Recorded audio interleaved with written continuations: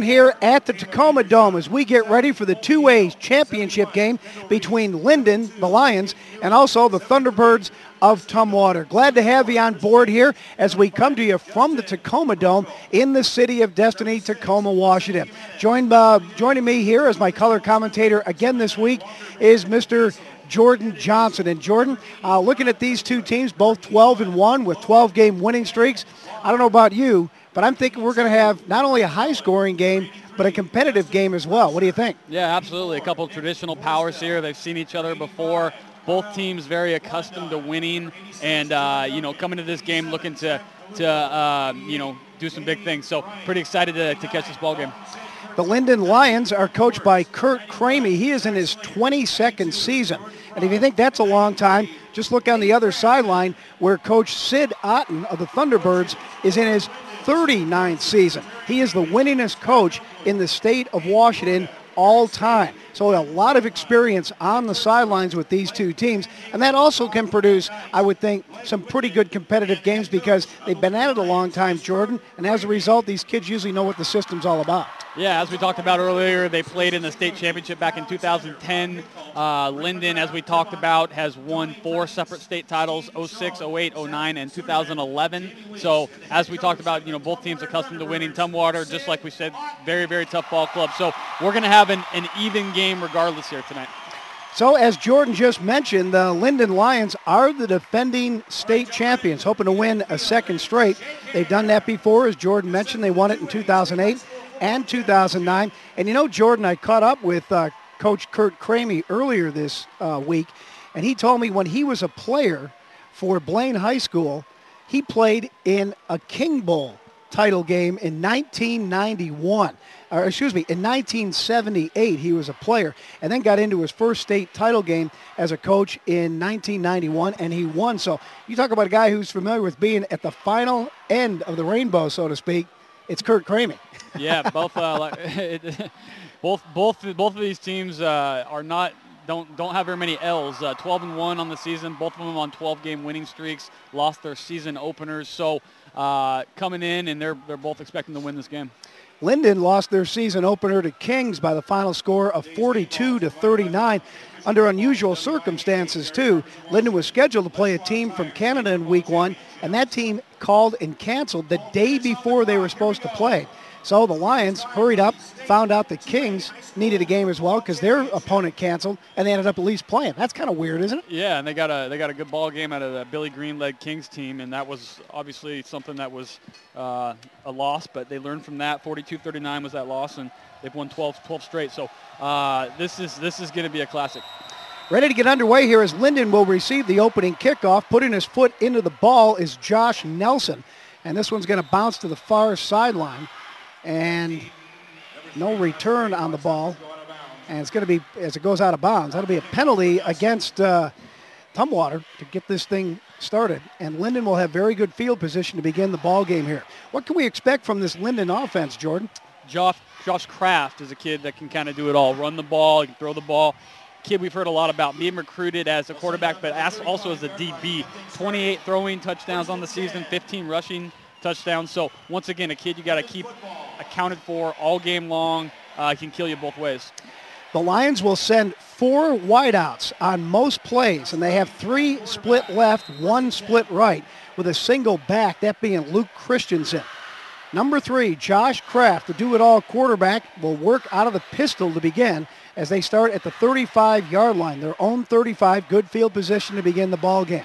Kraft now awaiting the snap. He takes it, throws deep down the far sideline and just out of the reach of the intended receiver, Zach Viss. So it'll be 2nd and 10. Viss is a kid we really like. He's done big things all year. 43 catches, 658 yards, 7 touchdowns. That's one guy we want to keep an eye on all night long. So Kraft unable to connect with the intended receiver, Zach Viss. So they'll do it again with the down and distance at 2nd and 10 from their own 35. Just underway here at the Tacoma Dome, the 2A championship game. Here's a draw up the middle to Christensen. He's going to pick up some positive yardage. Not a whole lot, maybe 3. And that'll bring up a 3rd and about 7. Christensen's a kid we really like as well. 1,477 yards on the year, 22 touchdowns. So they got some players. They got a bunch of kids everywhere that can ball. 2 wideouts to either side, single back in Christensen. The Lions taking their time between plays. Now out of the pistol formation, it'll be Kraft looking left. He throws a wobbly pass, but it's going to be caught. That one called in by John Shine, and that'll be good enough for a first down. And also, they get into Tumwater field territory. Yeah, Nuts Shine's a kid that has done very well. They got 4 or 5 receivers that catch the ball from Kraft. So they're able to mix it up, and like I said, he can run as well. Opening minute of play here in this state championship game at the 2A level. The Lynden Lions and the Tumwater Thunderbirds, both at 12-1 on the season. 3 wide receivers split right, back to pass Kraft. He looks the other way where he's got the single wide out. That's Zach Viss, and he goes up high to haul in the ball. And that's going to be a completion not only for a first down, but inside the 30-yard line of Tumwater. And that's what Viss will do for you. 6'3", $195. He can go up and get it. You can kind of throw him the ball and let him go retrieve it, especially against a smaller DB. So expect for him to be used in that way all night long. They're going to spot the ball right at the 30 of the Thunderbirds. Lynden on the move, picking up a couple of first downs on back-to-back plays. Out of the shotgun, here's Kraft. Taking the ball, inside handoff. Christensen going to have some room to run. Left side, near sideline, finally gets knocked out of bounds, but not before he got to the 13. And boy, something broke down defensively for the Thunderbirds on that play. Yeah, once again, Christensen, a two-way kid, plays on both sides of the ball, very talented, 6 foot, $185, kind of that do-it-all player for him. So Lynden continuing to be on the move. Another first down. That'll put the ball at the 13, 1st and 10. 1 receiver split wide to either side. They have a tight end in on this play. That isn't their normal formation. This time Kraft is going to keep it himself right side. Not much room there as he ran into big number 88 over there, Jamie Bryant, who's one of the better players for the Thunderbirds. Yeah, Jamie Bryant's a monster, headed to UW, 6'5", 255, someone that they're very excited about at University of Washington. Kraft picked up 1 yard on the run, so 2nd and 9 from the 12-yard line. Opening drive for the Lions, and it's been a good one so far. Out of the pistol, Kraft looks right. Now he's going to get buried before he can get rid of the ball. Coming in and putting the pressure on number 23 for the Thunderbirds. That's David Durden. Good play. Durden, that 6'2", 180-pound senior backer. Good job coming off the end right there. Yeah, play was developing the way Kraft wanted, apparently. He didn't seem to be hurrying himself at all. It's just that Durden got in there so fast and dropped him for the sack. Kraft's kind of that do-it-all kid, 3-sport athlete, starting point guard on the basketball team, catcher on the baseball team. Loss of 7 puts the ball at the 16-yard line, or at the 19-yard line, 3rd and 16. 3 wideouts to the right, and the Lions now not happy with the way things are developing, and they have to call a timeout. So they're going to burn a timeout early on here with 9:24 to go in the first quarter.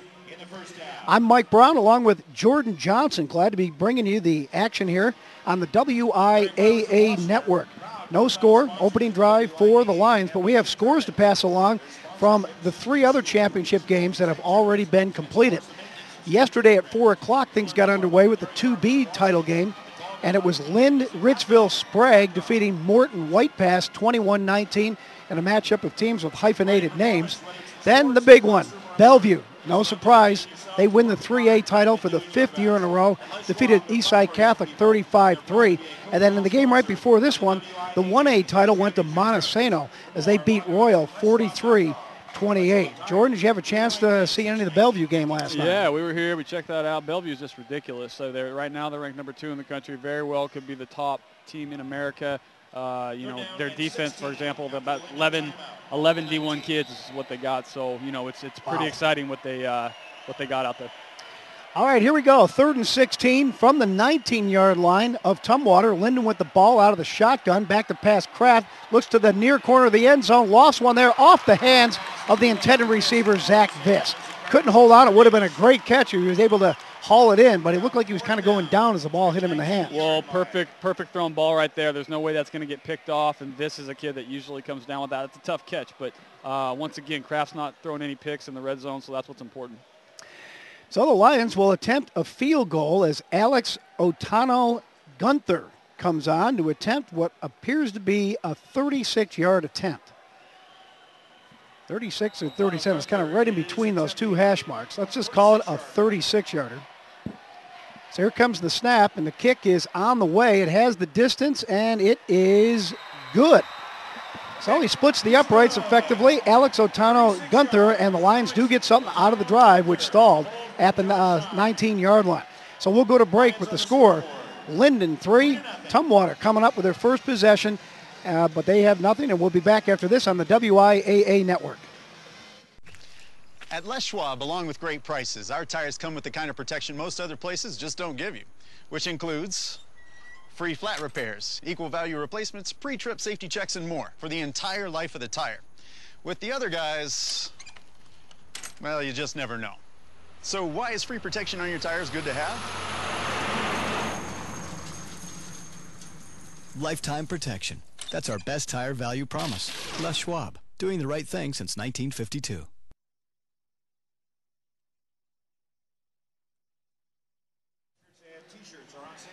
We are back live at the Tacoma Dome. Mike Brown along with Jordan Johnson here on the WIAA network. Scoring drive for Lynden ends with a field goal of 26 yards off the foot of Alex Otano Gunther. And they showed some pretty good things on that drive before it stalled at the 19 there, Jordan. Yeah, Lynden can mix it up well. They can run the ball well and also throw it. So I really like what they bring to the table.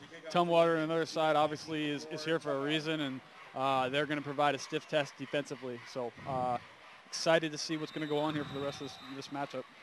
So here we go, ready to kick it off now for Lynden. Otano Gunther kicks it down near side, going to be gathered in at the 15. Return man coming up the near sideline, right by the numbers at the 30. And it looked like number 34, Hunter Moore, returns the ball, and he's going to put the offense in pretty decent field position at about the 33-yard line. So, Tumwater, first time on offense. What can we expect from them, Jordan? Andrew Brown, the senior, 5'11", $175. He's got 170 carries, 1,237 yards, and 14 touchdowns on the year. So look for him on this primarily run-oriented offense. They usually have three backs in the backfield. They got one man in the slot position, snap from center, and a fumble, but we also have a flag right at the snap. So let's see who this one's going to be against. I'm guessing it might be some movement on the offensive line. Yep, illegal motion. So that'll back up the Thunderbirds 5 yards. We talked about Tumwater. They, they don't have a lot of kids that go both ways, so that's going to be good for many reasons. But just keeping fresh bodies out on the field. So we'll try it again with the down and distance now at 1st and 15 from the 28-yard line of Tumwater. The Thunderbirds yet to run a play on offense, as we have 8:58 to go here in the first quarter. Lynden leading it 3-0. Now more of a delay, as there's something going on the near sideline with the officials. And they're going to let Tumwater huddle up again. Quarterback Jaden Croft, only a junior, 6'1", 170, talented kid leading this Tumwater offense. But as we talked about, they mix it up well on the ground. Christian Cummings, the junior, had a good week the other week. Last week, 13 carries, 198 yards, kind of keyed that semifinal victory. So once again, they're able to mix it up with the run game. I got three different guys they can hand it off to: Cummings, Brown, and Tyrus Snow. Here comes the first play from scrimmage, and they finally get it off, and it does go to Andrew Brown. He finds very little running room, though, as the play was strung out nicely by the Lions defense. Picked up maybe a yard, and that's it. So the Lions appear ready to go to work here on defense as they stuff Brown for a short gain of 1 yard. 8:35 to go, clock running here, first quarter. Lynden leading it 3-0 as they get a field goal on their opening possession. This is the opening possession for Tumwater now as Croft barking out signals. Under center, sends a man in motion. Here they'll turn now after taking the snap, looks downfield. It's a deep throw, and he's looking for Brown down there, and he makes the catch. Crashes down on his back, holds onto the ball, and it's going to be at about the 35-yard line of Lynden. Wow. Andrew Brown goes up, great catch. 5'11", $175, a senior. Extremely talented kid. Croft is actually the grandson of the coach, legendary coach Sid Auden. So football family, guys know what they're doing. Pickup of 37 yards, and that's got the Tumwater fans pretty excited on the near sideline. First and 10 from the 35 of Lynden. And the Thunderbirds ready to get going again on offense. They have one-man split far right. 3 backs in the backfield, fake handoff to the first. Now they're going to give it to Brown, the second man, and he's going to be pushed backwards. He's going to lose about 5 yards. Having a tough time running it on that near sideline. It seems like the Lions defense is ready for that. Yeah, Linden's got a bunch of athletes. We see a bunch of kids that are able to go both ways, but at the same time, as we look out there, a bunch of kids that just kind of fly around, fly to the ball. A loss of 6 officially. So the ball is at the 41-yard line of Lynden. That'll bring up a 2nd and 16 for the Thunderbirds. Tumwater, a school located right by the state capital of Olympia. Lynden up north, sort of near the Canadian border. Snap comes to Croft. He'll fake the pitch, keep it straight up the middle, and he'll pick up a few yards, but they need a whole bunch more than that. They're going to move the sticks. Looks like a pickup of about 3, so that'll bring up a 3rd and 13. It looks like the Thunderbirds might have to put it up. With Tumwater being such a running team, they're really going to have to come in and be able to throw if necessary. They can't be 3rd and 10, 3rd and 15 running the ball. So once again, they I'm sure they came prepared tonight for that. Just one wide out, far left. That would be Kyle Piamondon. Now back to pass is Croft looking deep. Doesn't find anybody. He's going to keep it himself. Gets to the 35-30 and dropped it about the 29. He'll be well short of the first down. But let's see. Will they attempt a long field goal or maybe go for it here on 4th down? They're, I would think, deep enough in Lynden territory that it might be worth going for it on 4th at the 29. Yeah, you would imagine. I mean, this is both of these teams are going to be able to put some points on the board. So if at all possible, they're going to be attempting to get that first down. Elijah Hill does the point after touchdowns and field goals, but he's not on the field, and the Thunderbirds will go for it on 4th and 4. Again from the 29. One-man split far left. That's Piamondon. Here's turning a handoff to the second man. That's going to be number 21, Tyrus Snow, and he's going to run into a sea of white jerseys that belong to Lynden and get pushed backward, and he will not get the first down. And the ball will go over to the Lions on downs. Lynden did not bite on that fake one bit. They knew exactly what was going on. They spread them out, spread them wide, and they came up as a team and made a good tackle there. So the defense holds for the Lions, and offensively, they'll get to work here with 5:49 to go in the first quarter of play. Lynden with the ball and the slim lead of 3-0 here in the first quarter of play. These two teams battling for the state championship at the 2A level. Lynden won here last week over Capital 48-21 and made it look rather easy. So they're familiar with the surroundings here at the Tacoma Dome. Back to pass on the first play. Kraft, he looks deep downfield, and he's got a man. Zach Viss is going to haul it in, and he is going to go all the way for the touchdown, untouched into the end zone, and another quick 6 points for the Lynden Lions, and they made it look easy. Zach Viss, like we talked about earlier, one of the better receivers in the state of Washington, 6'3", $180, just a kid that's very, very talented. Josh Kraft put it right on the money. That's something Tumwater really needs to prepare for because they're going to do that all day long if they can. A 75-yard touchdown pass from Josh Kraft to Zach Viss gives the Lions a 9-0 lead pending the extra point. Alex Otano Gunther will come on and try to make it a 10-0 ball game here with 5:36 to go in the first quarter of play. Snap from center, the put down, and the kick is up and good. And it will be 10-0 in favor of Lynden over the Thunderbirds of Tumwater. Back with more after this on the WIAA network. The future of our state is very important to Washington dairy farmers. And it starts with our youth. The dairy farmers of Washington have been partnering with the WIAA for years. Sports are very important in building good work ethic. They help students by teaching them discipline, teamwork, dedication, and preparing them for the challenges that they're going to have later in life. The dairy farmers of Washington encourage you to support local youth by attending WIAA championship events.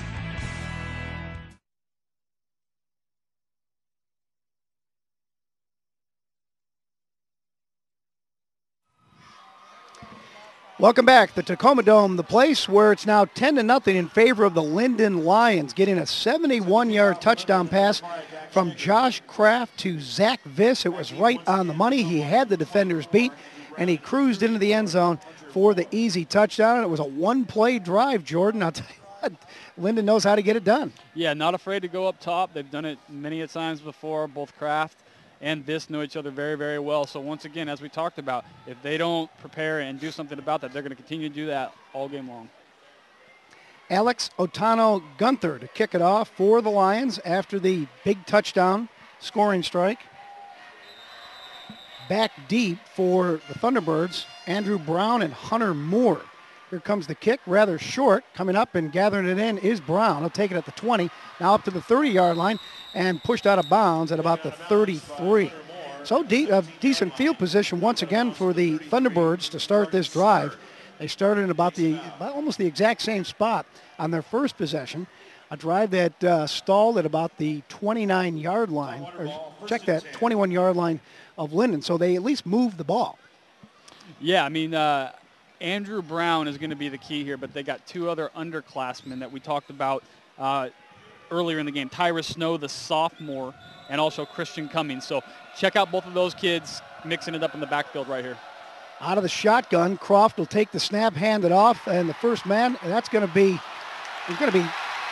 Stonewall, then reverses field and gets some big yardage up the near sideline. That's Christian Cummings, who had the big week last week with 198 yards, and he'll be dropped at the 49-yard line. A 16-yard game after it looked like he might lose about 16. Yeah, Linden's flying. I mean, they got some kids that can really run out here, and once again, great job by Cummings to break that tackle and bounce to the other side of the field and get some yards out of that. That was strictly all him on that play.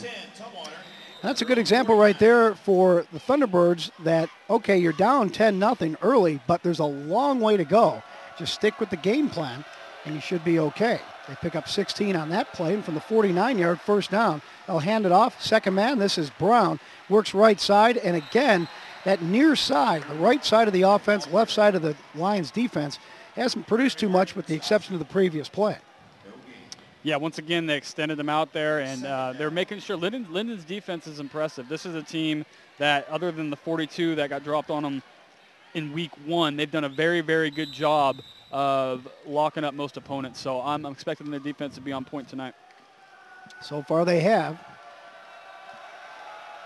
No gain on the previous play, so 2nd and 10 for the Thunderbirds out of the shotgun. Croft back to pass, looks right. Now he's going to tuck the ball, try to carry it. He's going to be hit. Still stays on his feet and then finally dropped right at about the line of scrimmage. So it's going to bring up 3rd and long for the Thunderbirds, and they're probably going to have to put it up again. Officially no gain on the play.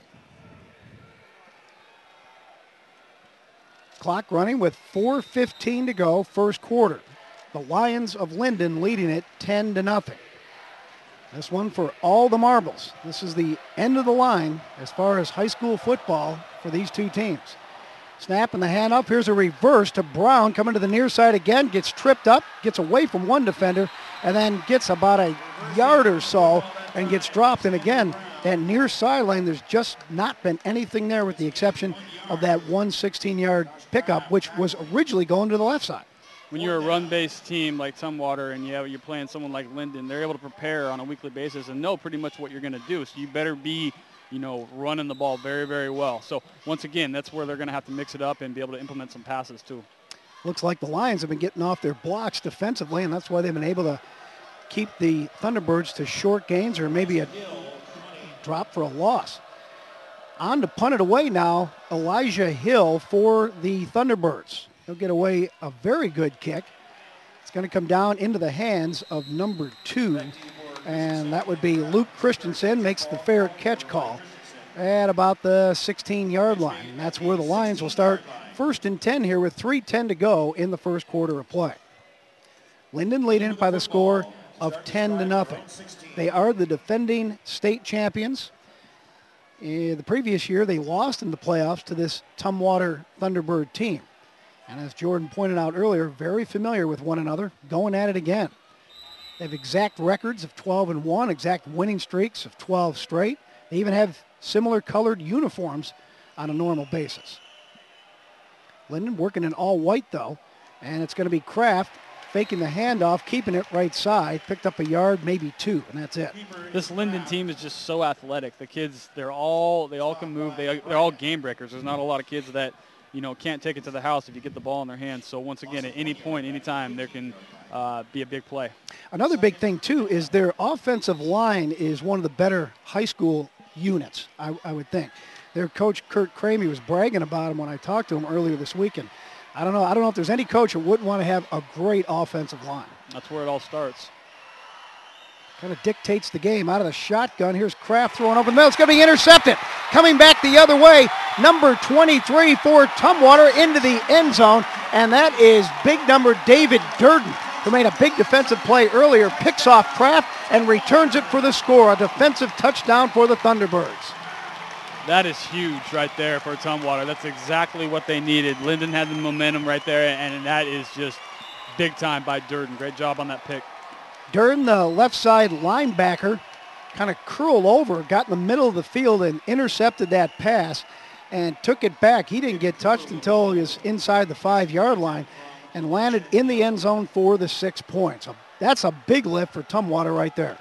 That's something you don't see Kraft do a lot of. Pretty smart kid, knows exactly where he shouldn't be throwing the ball, and obviously that was one place. Extra point attempt is on the way, and it's good as well for Tumwater as Elijah Hill converts to make it a 10-7 ball game in favor of Lynden. 2:24 to go first quarter. We'll be back with more action after this on the WIAA network. At Les Schwab, along with great prices, our tires come with the kind of protection most other places just don't give you, which includes free flat repairs, equal value replacements, pre-trip safety checks, and more for the entire life of the tire. With the other guys, well, you just never know. So why is free protection on your tires good to have?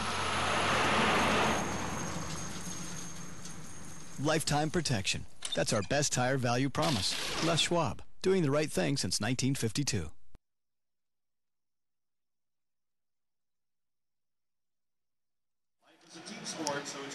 Back here at the Tacoma Dome, a big lift for Tumwater as they get a defensive touchdown, a 23-yard interception return by linebacker David Durden. And after the extra point by Elijah Hill was good, we got ourselves a ball game as Lynden's lead has been cut now to 10-7. And a big lift, I would say. I mean, as a defensive player, is there a much bigger thing that can happen for you than return an interception for a touchdown? No, Durden just absolutely swung the momentum back to Tumwater, and that's in this type of ball game where you know it's going to be close. That's what's needed because it's going to come down to the wire regardless. So once again, huge play for Tumwater. That's just that's big time in the state championship. Elijah Hill to kick off, and a short kick right side, a fair catch being called for by an up man. That is Marcus Fakima. And it'll be very good field position for Lynden to begin another possession.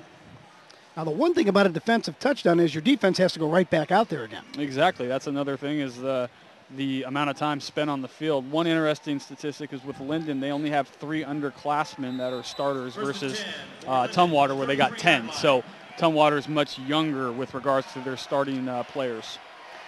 So the Lions ready to get back to work. Trips right, and they also have one man split wide left. Single back, that's Luke Christensen as Kraft will take it out of the shotgun, fakes a throw, now runs right side. He's got a big hole over there and plenty of room to run as he's going to pick up the first down and more. About a 14-yard pickup to the 49. Yeah, the thing about Kraft is he's just an athlete. I mean, he's a 3-sport kid. He handles the ball on the basketball floor. He's the quarterback on the football field, the catcher on the baseball field. He's the kind of guy that's not going to let a mistake like that get him down. So expect Kraft to come back here and be even better. From their own 49, the Lions, 1st and 10, will look to the sideline to get the play call. They have 2 receivers split to either side. They'll hand it off to the single back Christensen, again right side, and he picks up some positive yardage, maybe about 4 yards, and that'll bring up a 2nd and 6. Christian isn't only just a good runner, he's been very effective receiving the ball.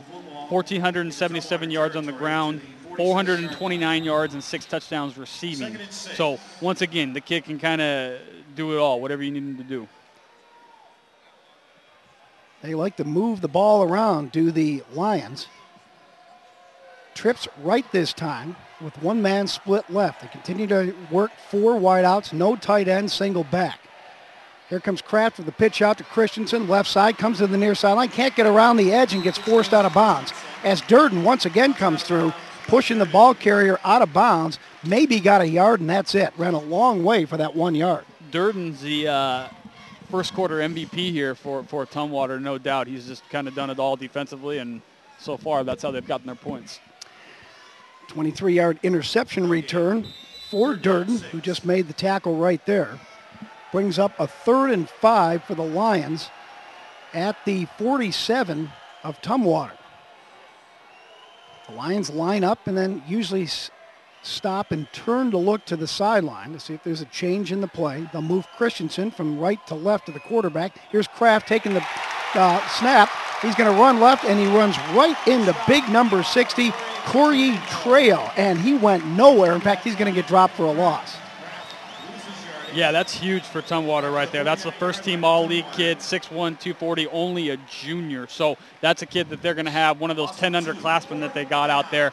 That's someone we're going to see for the rest of the day. Final minute of play here in the first quarter. Lynden leading Tumwater 10-7, and the Lions will be forced to punt. Back to kick for the Lynden Lions, Dak Shagrin. Andrew Brown back deep for Tumwater to receive the punt. A left-handed kicker is Shagrin. Kicks it deep downfield. It's going to bounce to the 5 and into the end zone. Brown didn't even go back to attempt to return that one as it was deep. So they'll bring it out to the 20-yard line. That's where Tumwater will begin. 1st and 10 with 19 seconds to go in the first quarter. Both of these teams are very capable of beating some of the 3A and 4A clubs. You know, they're that good. So once again, very well coached. Don't make a lot of mistakes. We're not going to see a ton of flags tonight. So that's where you can tell that these teams are here for a reason. I'm glad you pointed that out about penalties, because I think we've only had maybe 2, one for sure. An illegal motion penalty against Tumwater. They'll take the snap, hand off. There's a fumble. Ball getting loose on the ground inside the 20. Squirts around and finally picked up by one of the Lynden Lions. A defensive back came up and grabbed it, and that is Josh Kraft, who also, the quarterback who also plays defensive back for the Lions. Not a lot the kid doesn't do. If you need to get a fumble recovery on your own 20, then that's where he'll be at. So gotta love Kraft. Kraft also returns kicks and punts in addition to playing defensive back and running the offense as the quarterback. So they'll have great field position at the 18-yard line of Tumwater after the first turnover in the ball game. A fumble by Andrew Brown of Tumwater. Kraft backing up from the center spot now as they have 5 wideouts, 3 to the right, 2 to the left.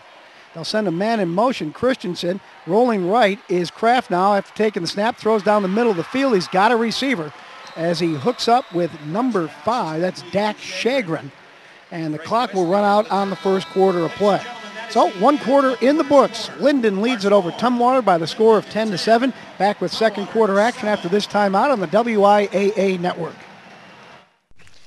At Les Schwab, along with great prices, our tires come with the kind of protection most other places just don't give you, which includes free flat repairs, equal value replacements, pre-trip safety checks, and more for the entire life of the tire. With the other guys, well, you just never know. So why is free protection on your tires good to have? Lifetime protection. That's our best tire value promise. Les Schwab, doing the right thing since 1952. The future of our state is very important to Washington dairy farmers. And it starts with our youth. The dairy farmers of Washington have been partnering with the WIAA for years. Sports are very important in building good work ethic. They help students by teaching them discipline, teamwork, dedication, and preparing them for the challenges that they're going to have later in life. The dairy farmers of Washington encourage you to support local youth by attending WIAA championship events.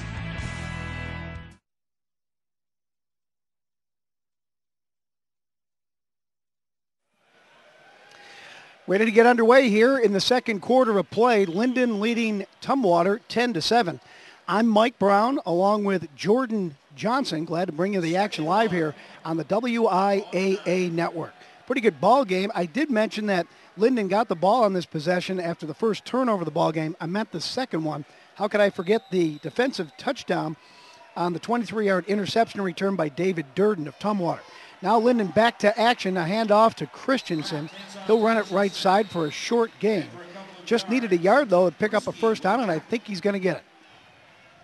Yeah, Christensen, once again, that do-it-all kid. Another guy that we're going to see a lot of later is Jelani Phelps, the junior receiver, 30 catches, 569 yards, and 7 touchdowns. So they've got 3 or 4 receivers that are all super legit. Dak Shagrin, the kid that just caught that last ball down on the other side of the field, is talented, so they can really mix it up and go to some different kids. The ball will be at the 7-yard line, 1st and goal for the Lions. Second quarter just underway. Lynden with the lead, 10-7. Got a field goal on their first possession, and then a long touchdown strike of 71 yards on the first play of their second possession. Back to pass, Kraft. He'll look left side. The ball looked like it got tipped at the line of scrimmage, so that'll bring up a 2nd and goal from the 7. Kraft's not the biggest kid in the world. He's not small, 5'11", $180, but once again, we've seen him throw over a taller line or attempt to, and some balls have gotten swatted down. So that's where his versatility, his ability to roll out is really effective. I think Matt Meyer, the right defensive end, got a hand on the ball and knocked that one away. So good work by Meyer to bring up the 2nd and goal from the 7. The Lions with one wide out to either side. Fake the handoff up the middle. Kraft rolls right now, throws into the end zone a little bit high and behind the intended receiver. And I believe that was Dak Shagrin. He just couldn't hook up with. Kraft is being recruited just as an athlete. I mean, he's a guy that you can bring in, have play 4 or 5 different positions, and that's what schools really value. Because most of the times when you go do play college ball, they want, their options. Yep. They're going to have you play multiple spots. So Kraft is one of those kids we really like for that reason. Kind of falls in line with what you always hear when the NFL draft rolls around.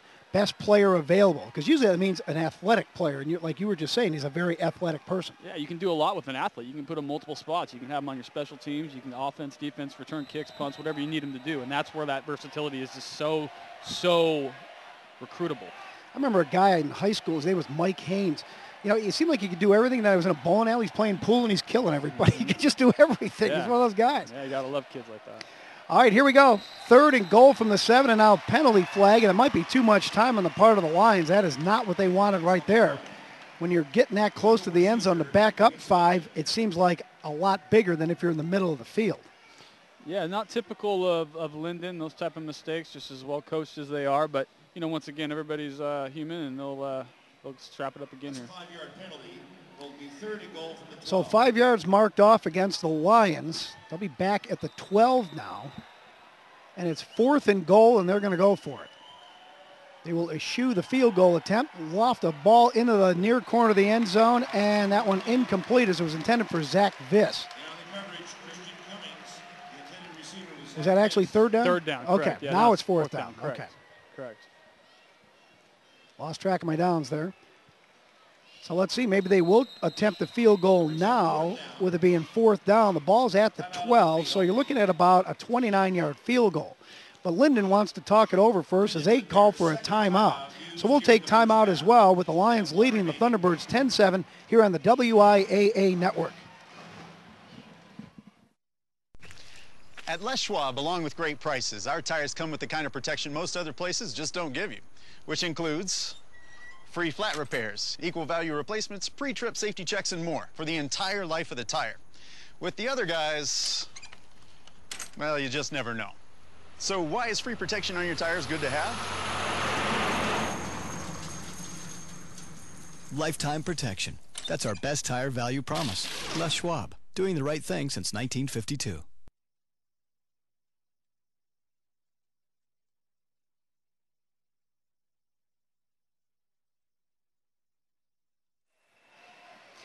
All right, here we go. 11-12 to go in the second quarter of play. Lynden trying to extend their lead.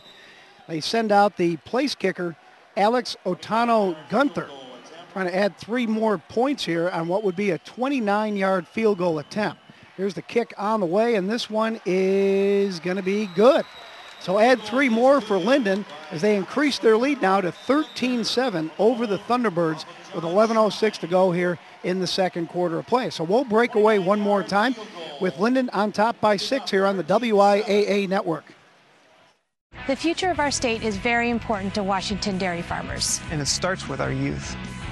The dairy farmers of Washington have been partnering with the WIAA for years. Sports are very important in building good work ethic. They help students by teaching them discipline, teamwork, dedication, and preparing them for the challenges that they're going to have later in life. The dairy farmers of Washington encourage you to support local youth by attending WIAA championship events.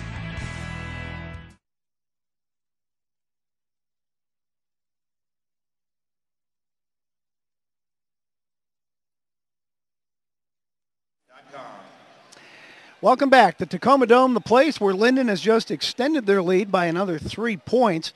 Still rather close, though, 13-7, as the Lions lead it with 11:06 to go here in the second quarter. My name is Mike Brown. I'm joined by Brad Pitt lookalike Jordan Johnson here at the Tacoma Dome. Oh, quit shaking your head, Jordan. You know, you're loving it. You're loving it. You're going to go out and see his new movie. I just know it. I don't even know what to say right now. I'm just going to keep quiet for a while. Ready to get back underway. The kickoff by Alex Atano Gunther is going to go out of bounds. That'll be a penalty against the Lions and will set up the Tumwater Thunderbirds in good field position at their own 35-yard line. So Lynden scored 3 times but only lead it by 6, so the Thunderbirds can't be feeling too bad about themselves right now, right? No, actually Tumwater's D has played pretty well thus far, and you know, I think they're gonna be able. This is gonna be a close ball game regardless. Both of these teams are very evenly matched. They obviously come in both on 12-game winning streaks, and Tumwater's runs the ball as anybody in the state, especially at the 2A level. The one thing for the Thunderbirds, though, is the offense has not scored any points. Their only 7 points came on a defensive touchdown, an interception return by David Durden. So yeah, very true. Time to get going here on offense from their own 35. Croft will turn, hand off, second man through. That is Cummings, and he's going to pick up a couple before really having some big contact by a couple of Lions defenders.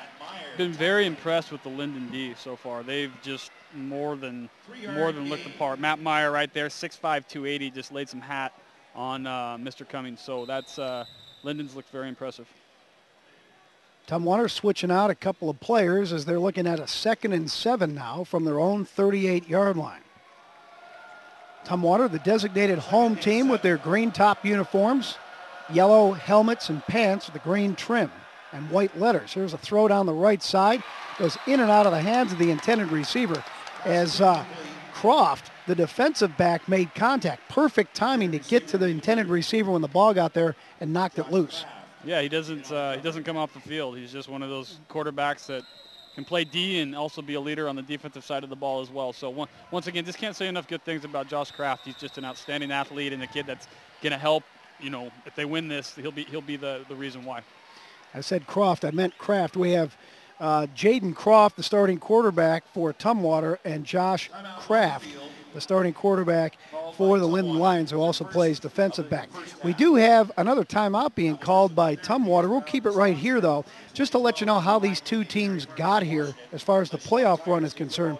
Lynden began in the first round with a win over Mark Morris, 42-14, and then they beat Sumner by the score of 42-7. Then they piled up 48 points last week in the semifinal win over Capital. So they've scored 42 or more points in all 3 of their games leading into this final. Tumwater, meanwhile, they scored 45 in a win over Steilacoom, 45-22. Then they shut out Archbishop Murphy, 21-zip, before going east of the mountains over to Kennewick, where they beat Prosser last week, 35-21. So pretty impressive runs by both teams. Both teams played absolutely outstanding through the playoffs. Capital in particular was someone we've been very impressed with. Capital blasted Bothell. Bothell's a very, very talented 4A school, so beating up Capital like they did was extremely impressive. Well, we got a flag right when the ball gets snapped here on this 3rd and 7 play after the timeout. And there's flags all over the place. So we might have multiple penalties unless 3 different refs saw the exact same thing. And apparently they did. Illegal motion on the part of Tumwater. That'll back them up 5 yards. Andrew Brown, the running back we keep talking about, was the conference MVP. So, you know, recognized by the coaches as the top player in the league, and obviously that's a very impressive accolade as well.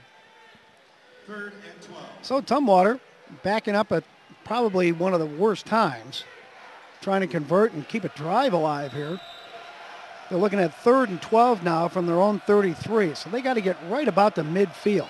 Snap from center, handoff straight up the middle, trying to catch the Lions, looking for somebody in motion, but instead they're going to stop the play well short of the first down marker. They picked up about 5, maybe 6, but that will force a punt on the part of the Thunderbirds.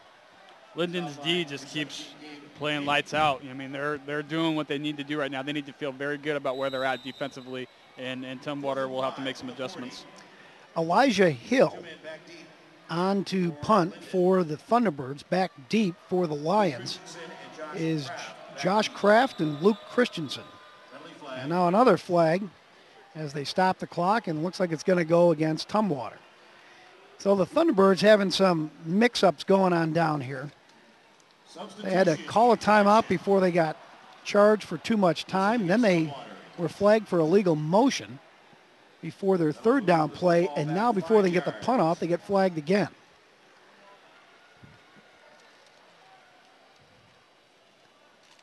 So now it looks like we got everything straightened out. And with 9:45 to go in the second quarter, we're ready to punt it away. Again, Elijah Hill back to do the kicking chores. Here comes the kick. It's a wobbly punt that's going to go over toward the far sideline, gathered in by Kraft, one of the deep men, and he'll just run out of bounds at about the 30-yard line. So decent field position for the Lions. Field position really hasn't been an issue in this game to this point. Each team has turned it over once. And Lynden, scoring 3 times, still only has a 13-7 lead. Yeah, it's anyone's ball game. I mean, I think both teams are going to make some adjustments, but overall, Lynden's defense has been the key thus far. Lynden offensively has moved the ball. They've had 2 drives stall that in most cases a lot of high school teams would go for it on 4th, but they have the luxury of a pretty good field goal kicker in Alex Atano-Gunther, and he's twice split the uprights for field goals. So they did come away with points. Now out of the shotgun, here's Kraft with wideouts, 2 to the left, 3 to the right. He'll keep the ball himself, run left side, 35-40, and bust through for a first down to about the 43-yard line of the Lynden Lions. And we talked about the offensive line. They got a senior-dominated offensive line, 4 seniors, and a really, really talented sophomore for Lynden. But Josh Kraft, as we just saw, can run the ball very, very well. He's like another top running back that they got. So that just gives them another big option, another great option to have, when in trouble or for whatever the situation may be. Trips right, 1-man split to the left. In the backfield with Kraft is Luke Christensen, the single back to pass. Kraft looks right side, throws a dart, but it's well short as it bounced toward the intended receiver, Jelani Phelps. That's a guy you were anticipating we're going to be seeing a bunch of here as the game winds on. I like Jelani a lot. He's one of the better underclassmen, 6'3", 175, junior wide receiver. So he's someone that we're going to see for the next couple years. Very talented kid. We talked about Kraft once again. He's coming into this game, he has accounted for 43 total touchdowns. So that's huge. I mean, 28 passing, 15 rushing. Kraft is going to be the difference maker. 3 wideouts to the right, 2 to the left. Empty backfield for Kraft, who takes the snap from center, throws left side, and he hooks up with Dax Shagrin for a short gain. Pick up about 5. That'll bring up 3rd and 5 from the 48-yard line of Lynden. Shagrin, Jelani Phelps, and this are all 6'3". So, wow.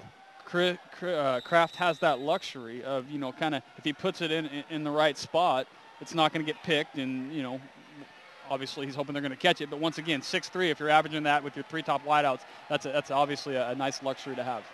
Single back in the backfield as they have 2 wideouts to either side. Kraft out of the pistol, changing plays. He moves Christensen from his right to his left. Now goes back to pass after taking the snap. Connects on the far sideline. That's enough for the first down. He's got his man over there, number 11, Zach Viss, who avoids a couple of tackles and runs all the way down to the 20-yard line before he gets dropped. So not only do they pick up the first down, they pick up about another 27 yards on top of it, and they are well in the Tumwater territory. Yeah, this is out of these 3 top kids, he's the best of the bunch, and he showed why there. He's big and can run after the catch, so having a huge state championship game so far.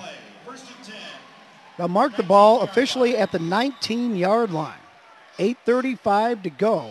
Second quarter, Lynden with a 6-point lead and the ball. Threatening again here.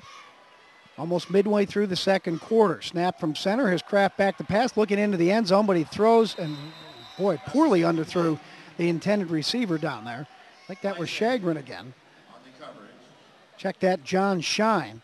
So that'll bring up 2nd and 10 from the 19. Kind of that 4th wide receiver that they have, another talented kid, but once again, that's, just another option that they have. They'll send 3 receivers wide right, 1 to the left. Trent Postma also in the ball game, working in the slot on the left side for the Lions. Here's Kraft, fakes the throw, runs straight up the middle. He's going to get tripped up and fall a little bit short of the first down marker, but he did pick up a good 6 yards to keep the ball moving forward. And that's a perfect example of what you were saying, Jordan, about his athletic ability. Boy, he can throw the ball, but then he takes off. He's a dangerous runner. Yeah, 839 yards rushing coming into this game with 15 touchdowns. That's just on the ground. So, I mean, that's just an asset you can't even really, say enough about. Postma continues to be the single back in the backfield with Kraft. Double tight ends now and a wide receiver wide to either side. Kraft will keep it straight up the middle, trying to get to the first down marker, and he's not going to get there. There's just too many bodies in front of him, including some of his teammates who fell to the ground while trying to keep their blocks going. There just wasn't any daylight. He will pick up a yard or 2 and bring up a 4th, and it looks like about 3 right now. Jamie Bryant, the kid we talked about going to UW, Defensive Player of the Year within the conference, so they had the offensive and the defensive player of the year. Tumwater is legit. They're very talented and are doing a great job. So the Lions will go for it on 4th and 3 from the 12-yard line. They just got to get the first down. They do not have to score here. Out of the shotgun, Kraft will look, throw left side, and he's got a man over there for the first down, Dax Shagrin. That was a design play just to pick up the fresh set of downs, and now they'll have it with 1st and goal to go, and it looks like right about the 4, maybe the 3-yard line. Great situation for the Lions.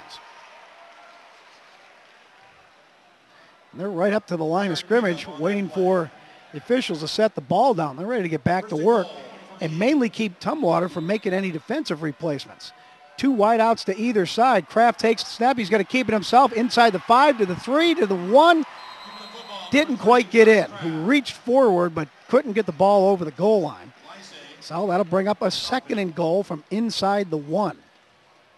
Clock running, 6:30 to go, second quarter, and Lynden leading it over Tumwater 13-7. But dangerously close to increasing that lead. This is the 10th play of the drive, and I mentioned that Andrew Brown. Andrew Brown was actually the league player of the year. Kai Van Sickle was the offensive player of the year.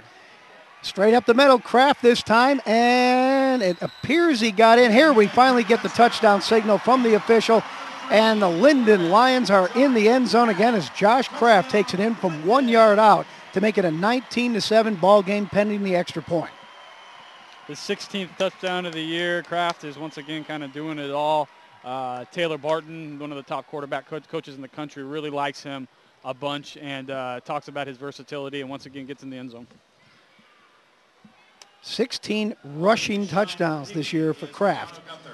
As Jordan was just mentioning, now here's Alex Otano Gunther on for the extra point attempt. Kick on the way. It is good. We have a flag.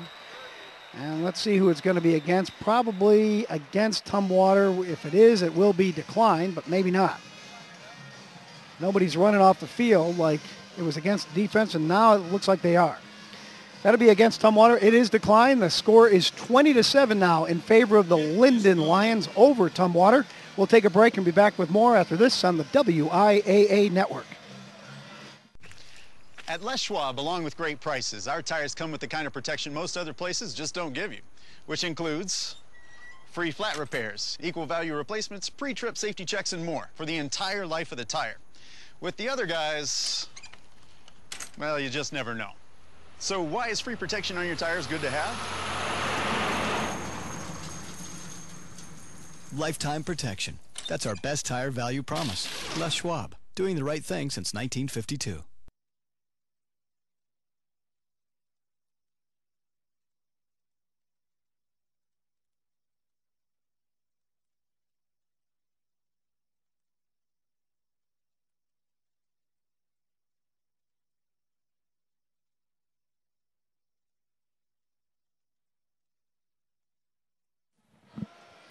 We are back at the Tacoma Dome. Mike Brown along with Jordan Johnson. Another score for Lynden makes it 20-7 in their favor over the Tumwater Thunderbirds. And so far, Linden's offense looking every bit the part that we were expecting, with all the motion and throwing, also mixing in the run well, and of course all led by Josh Kraft, who just ran it in from 1 yard out to add on 7 more, make it 20-7 in favor of Lynden. 6:06 to go here, second quarter. And Jordan, again, we have to bring up that Tumwater's offense needs to start getting something done. They haven't scored any points yet, and they have moved the ball on a couple of occasions, but not able to finish. Yeah, if we're talking about a worry in this game, it's got to be Tumwater and their offense. They got to really, really get something going, because without an onside kick. Whoa, an onside kick here by Lynden, but Tumwater came up with the ball. Got a friendly bounce, and they will hang on to it, and now the offense ready to go to work. So as we were talking about, just with the Tumwater and this is going to be, they got 6 minutes left in the half. They're going to want to get something going, so they know they got some momentum coming into that second half. With another, performance, a 3-and-out or whatever it may be, there are going to be some worries as to what they can get going. And still no reason to panic or abandon the game plan yet either, right? No, not at all. I mean, you're going to stick. This is the state title game. You're here for a reason. So, you gotta execute. You're here. You've won 12 games in a row. You keep doing what you've been doing regardless. You don't try to reinvent the wheel right now. So, very important. They just execute, not make penalties, kind of like we're seeing right here. Nathan Padgett, the right guard, jumped before the snap for Tumwater, so that'll back him up 5 yards. Not a good start to this possession. Interesting statistic, or actually kind of a poll by Max Preps. Under 1,000 kids nationwide, Lynden is ranked the number 20 team in the country coming into tonight. Well, they're showing why. They lead at 20-7. Just over 6 minutes to go, second quarter. Here's a pitch to Brown, left side. Finds nowhere to run. Now he fumbles the ball. It's going to be picked up by Lynden. A chance to return it, but no, they're going to get tackled right about the 5-yard line as Dak Shagrin came up with the ball, but there is a flag behind the play. It looked like the turnover might stand, but maybe a penalty on the return, but we got to wait and get it sorted out. One way or the other, Tumwater is not executing on offense for sure. First the penalty, then the play was going nowhere, and then they fumble. Yeah, and I think that's against Tumwater, if I'm not mistaken. Now the officials are talking it over right now. Andrew Brown had the ball and was finding nowhere to run on the left side. The play was getting strung out. After contact was made, the ball popped out. So let's see what the score is here, or what the situation is. Looks like a face mask against Lynden. That might have been before the turnover, which would mean Tumwater will hang on to the ball. Unless it was after the turnover, in which case Lynden will keep the ball but be backed up. And that would be a spot foul as well, I believe. So they'll probably back it up from where the infraction occurred. That's why the officials are standing in the area where the infraction occurred. And everybody's still waiting to see whose ball it is. I think it's going to be Linden's ball. Yep. Yes, it is. Now they're going to change. This is that's crucial right there. I mean, in your own territory, that's exactly what you did not want to happen right there. You see a lot of guys switching on Tumwater's side, as very few players, maybe just one or two, play both ways. Meanwhile, Lynden, you just see a couple of guys switching out because most of them do play both ways. Yeah, you see, you've seen a few turnovers by Tumwater, and once again, we can not necessarily completely associate it with the underclassmen that they have out on the field. Lynden is extremely experienced, have a ton of seniors out there. They're all dialed in. And then, you know, with Tumwater still obviously very talented, but that half of their starters are underclassmen. Second turnover of the ball game for Tumwater as the officials are still trying to figure out marking off the penalty. And this is what I don't get. It just seems to take so long for them to do that.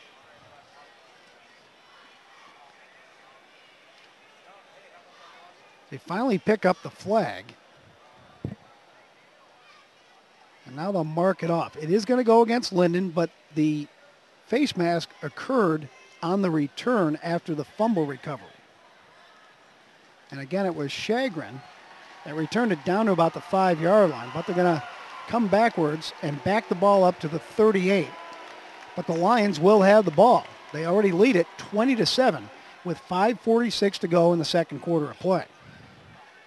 If Linden's able to put this in the end zone right now. Wait a minute. Tumwater has the ball. Okay. Yeah, Tumwater has the ball. Interesting. Wow. Okay. This is confusing. All right, so the infraction occurred before the turnover. Because didn't we just see the offense and the defense exchange sides Yeah, there? that's what I thought. Unless they had already switched and then switched back. Yeah, okay. Boy, this is confusing.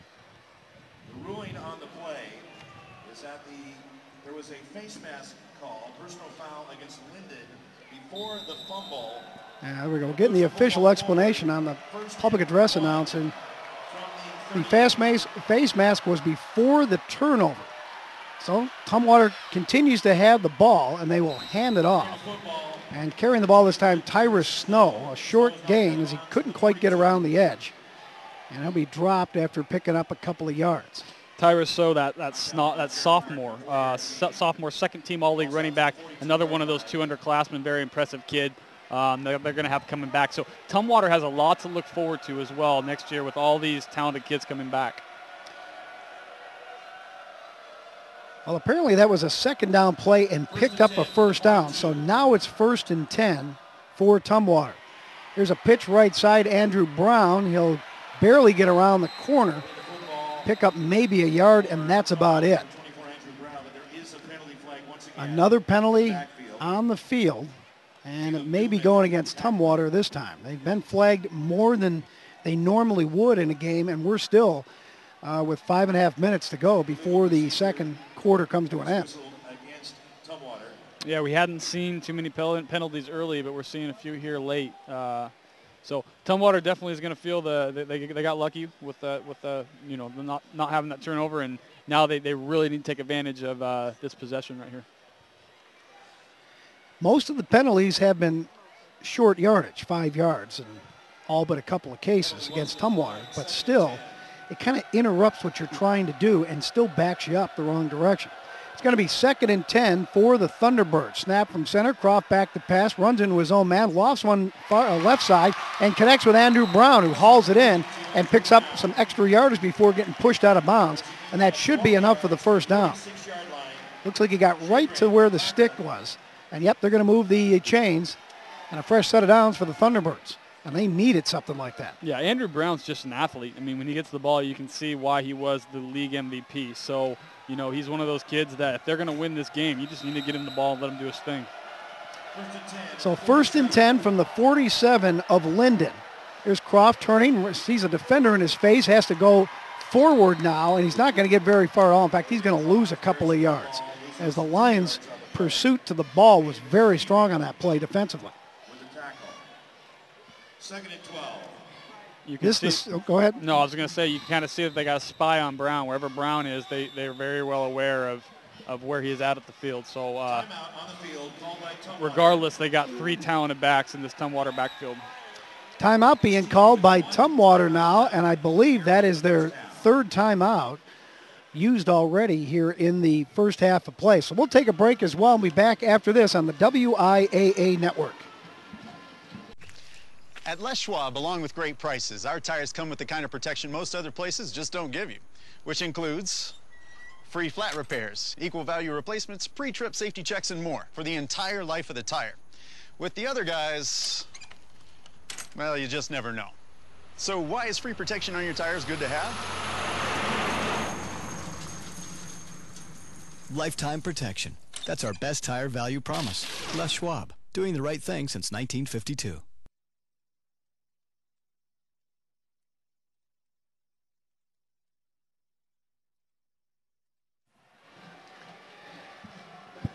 We are back at the Tacoma Dome. A 20-7 lead for Lynden over Tumwater.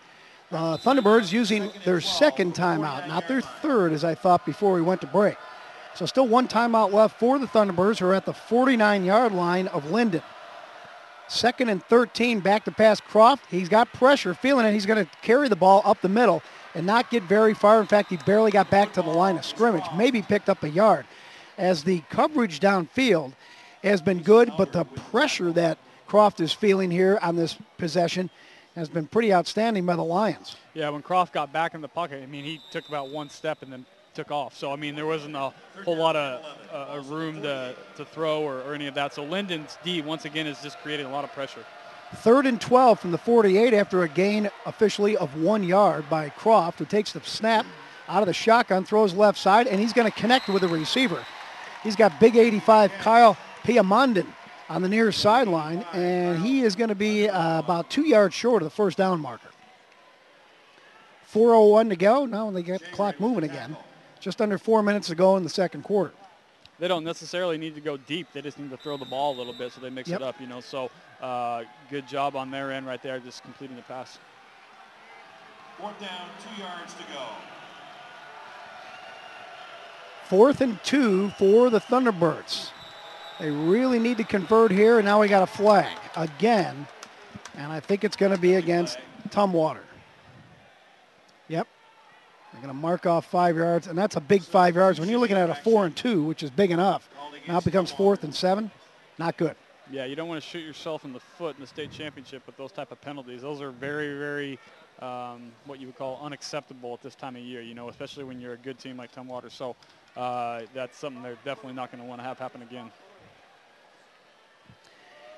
So the drive is still going for Tumwater, but they've been stumbling and bumbling along the way here. They've been penalized 3 or 4 times. They just happen to pick up first downs when they really have to get one, and they're in another one of those situations right now. 4th and 7 from the 44. They're going to fake a punt, rolling right. Is Croft will throw downfield. He's got a man, but he gets pummeled right when the ball comes into his hands. That was number 22, Gabe Giezes, and he got clobbered in the backfield right when the ball got to him, and the ball is going to go over on downs to Lynden. First team all-league DB went over the middle and got lit up. That was, we saw that happen. Saw that coming from a few feet away, but that was outstanding job by the DB to come up and make that hit. Wow, a big hit and dig, and that'll fire up a sideline as well. Your own sideline, obviously, as Lynden will take over on offense and plenty of time to score one more time before the half comes to an end. 3:20 to go here in the second quarter. Gabe Gleases got up, though. Give him credit. He bounced right back up. Tough kid, only a junior. Obviously, he's a first-team all-league kid for a reason. Out of the pistol, Kraft, throw left side. He connects with the receiver, Zach Viss, and he'll carry it up near the first down marker and get knocked out of bounds. I think he got enough for the first down. And a first down on first down for the Lions. Really like Zach Viss. He's a kid that can really do something in college. I know we wrote an article on him at northwesteliteindex.com a few months ago about how well he was doing throughout his season. So once again, these Lynden kids aren't just good high school players. They'll be able to play somewhere on the college level as well. Josh Kraft looking to the sideline to get the correct play. He has in the backfield with him Trent Postma. It was Luke Christensen for most of this first half. Postma now the single back as they have wideouts, 2 to either side. Handoff. And it's Postma. He's going to take it left side. He's going to pick up about 4 yards and gets dropped near the far sideline. As the clock running down now to 3 minutes to go in the second quarter of play.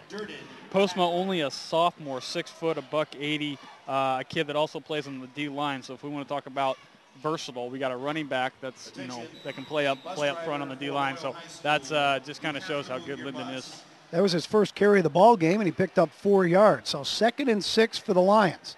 They're at the 41 of Tumwater.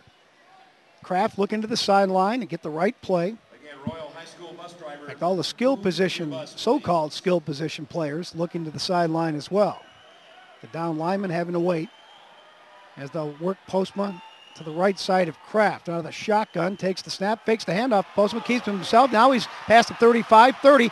Stiff arms one man, gets to the 25, and finally knocked out of bounds at the 18-yard line. Boy, he ran it a long way before Craig Westby was able to knock him out of bounds. And that's going to be a pickup of about 25 yards. Kraft, once again, just, can't really say enough about what that does for a ball club. Just anytime you need a first down, you got your QB. That's one of the most athletic kids in the state of Washington. It can just bounce like that. So that's why, Lynden's one of the top teams in the country for small schools. Officially a 19-yard gain for Kraft. The ball now at the 23 of Tumwater. 2:13 to go, second quarter. Plenty of time for the Lions to pick up another score. They got trips left. 2 wideouts to the right. They'll throw it down the middle. Intended for Viss. Incomplete, but there's a flag, and I think we're going to have interference against Tumwater. Just really tough to guard those big 6'3" kids that are athletic. They're able to use their body, gain position, kind of section off that DB. So once again, there was not a whole lot that DB could do inside the 5 right there. I mean, there was one or the other. He was going to score. Officially interference against the Thunderbirds. That'll bring up an automatic first down. It's just a matter of where they place the ball. It will be inside the 10-yard line, though. This could be a dagger, with regards to them going into half. If they can get another score and get up three touchdowns, Tumwater being a running team, it'll be very difficult to come back against this Lynden D in the second half. That's just tough. Well, the Lions defense has done very well. They're officially pitching a shutout because the only points for Tumwater came on a defensive touchdown. Yeah, very athletic kids. I'm extremely impressed with Lynden on the defensive side of the ball as well. The ball officially marked at the 12-yard line. 1st and 10. Kraft under pressure. Throws. He's got Viss again. Going to curl back toward the middle and run it right down the heart of the defense for a touchdown. They made it look easy right there as Viss hooks up with Josh Kraft on a 12-yard touchdown pass. And now the Lions are in command of this ball game, 26-7, pending the extra point. Just a well-coached team, outstanding play call right there, and the execution has been phenomenal on Lynden's part. So once again, that hurts right there for Tumwater. Tumwater giving up the ball on downs, and Lions marching it right downfield to score another touchdown with 1:58 to go in the second quarter. Extra point attempt is up and good by Alex Otano-Gunther. And we will go to break with the score of the Lions 27, the Thunderbirds 7. Back with more after this on the WIAA network. The future of our state is very important to Washington dairy farmers. And it starts with our youth.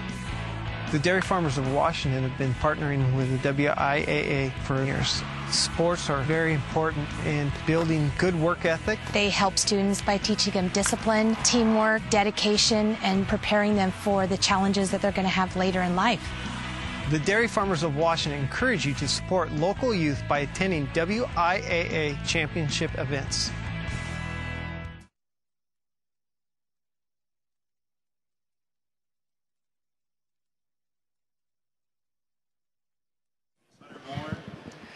Lynden leads it 27-7 over Tumwater with 1:58 to go in the second quarter.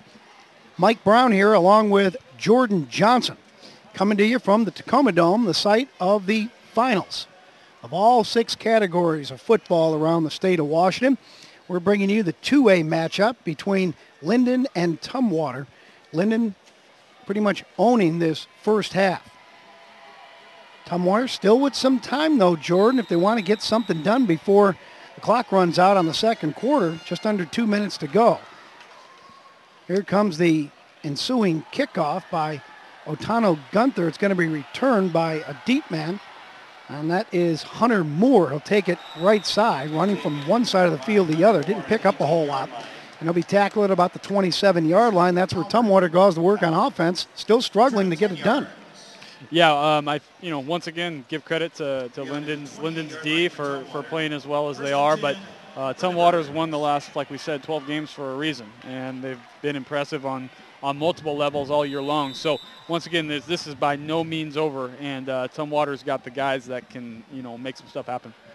The Thunderbirds will have 1 minute and 47 seconds to work with. They only have one timeout left, as they've used a couple already. So they'll go to work with a full house backfield, one-man split wide right. Croft will hand off, first man through. And busting up for some decent yardage, looks like Christian Cummings. Cummings with 198 yards rushing last week in their semifinal win. Gets some decent yardage on first down. Yeah, Cummings has been crucial the last few weeks. As we talk about him and Tyrus Brown, two of those underclassmen coming back next year, Tumwater's getting them a lot of crucial game experience in this state title. Picked up a first down on that play. They'll hand off to Cummings again. He'll work it right side and pick up some yardage, maybe about 5. And the Thunderbirds have to move it. They only have one timeout left and the clock running with 1:22 to go. Pickup of 6, so make it 2nd and 4 from the 44-yard line of the Thunderbirds. Becomes really tough when you haven't been down all year long. You've been beating most people pretty significantly, and then you have to come back from 3 scores when you have a running offense. It just makes it very tough to do. Croft out of the shotgun, throw right side to Brown, and he heard footsteps. He was looking before the ball was in his grasp, and that's going to go incomplete. It's one of those basic mistakes that receivers are taught not to make, but he heard the defensive back coming and just ball couldn't get there quick enough. Yeah, that's the league MVP too. So, I mean, Lynden's just, there was 2 guys within a few steps of him right there. They know where Andrew Brown's at all times. Clock stops with 59 seconds left. Still a long field for the Thunderbirds, who are at their own 44. Croft will turn, fake the handoff to Cummings, looks downfield. He'll loft one down for Brown, and they couldn't connect. That ball was really not all that close to Brown. That's going to bring up a 4th down for the Thunderbirds. I really think Lynden is probably one of the better teams in the state of Washington, regardless of classification level. I think they could probably play with pretty much anyone. I mean, they are just fundamentally as sound as I've seen, most any team this year. So, once again, credit to the Lynden D, even though their offense has been playing well too. Well, the field position just not quite good enough for the Thunderbirds to go for it on 4th and 4. So they'll send Elijah Hill back to punt. He'll get away a pretty good-looking punt as well. Going to be gathered in by Josh Kraft, deep man. And he'll just kind of go to the ground.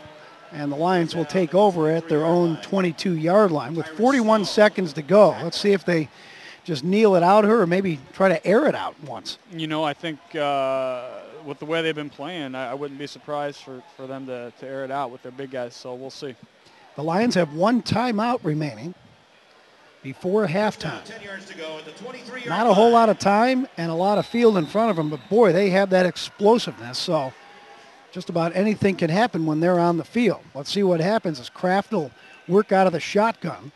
2 wideouts to either side. He'll take the snap, go back to pass. Looking deep, throws down the seam, and he connects with Zach Viss, who is his favorite receiver, and he'll make the reception at the 48-yard line.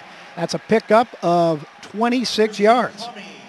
Christian Cummings, that's the running back we've been talking about for Tumwater, the underclassman, made some nice hit there. But once again, Zach Viss, what can you say? I mean, the kid, Josh Kraft, threw a dime, and he came down with it. Viss already with 2 touchdown receptions in the game. Clock starts up again with 32 seconds to go.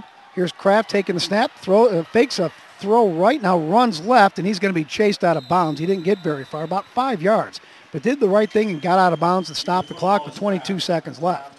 Just really tough to stop Lynden. They're able to spread you 4 wide, but those big guys kind of break it open, and then once again, Kraft with his speed can kind of just do what he wants to do if he can get past the line of scrimmage. So the ball in Tumwater territory now at the 47, 22 seconds to go, and 1 timeout remaining for Lynden. Kraft will work again out of the shotgun, takes the snap. Looking downfield, throws right down the seam and in and out of the hands of the intended receiver. That one should have been caught, but unable to hang on was Dak Shegren, and it bounces into the hands of a defensive back for a turnover.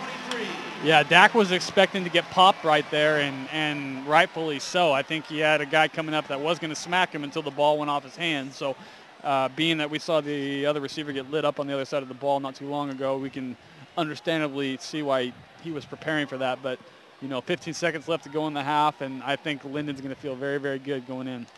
Holding call against Lynden. That'll be declined by Tumwater as they'll take over on offense. That was the second interception thrown by Josh Kraft. The first one was returned for a touchdown by linebacker David Durden back in the first quarter, but that is the only score for Tumwater to this point as they trail it 27-7 to Lynden.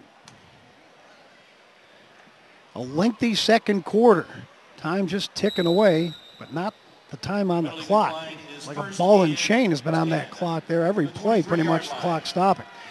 It's going to run the final 15 right here, though, as Tumwater lines up in a protective formation. They'll kneel it out, and we will go to halftime with the score.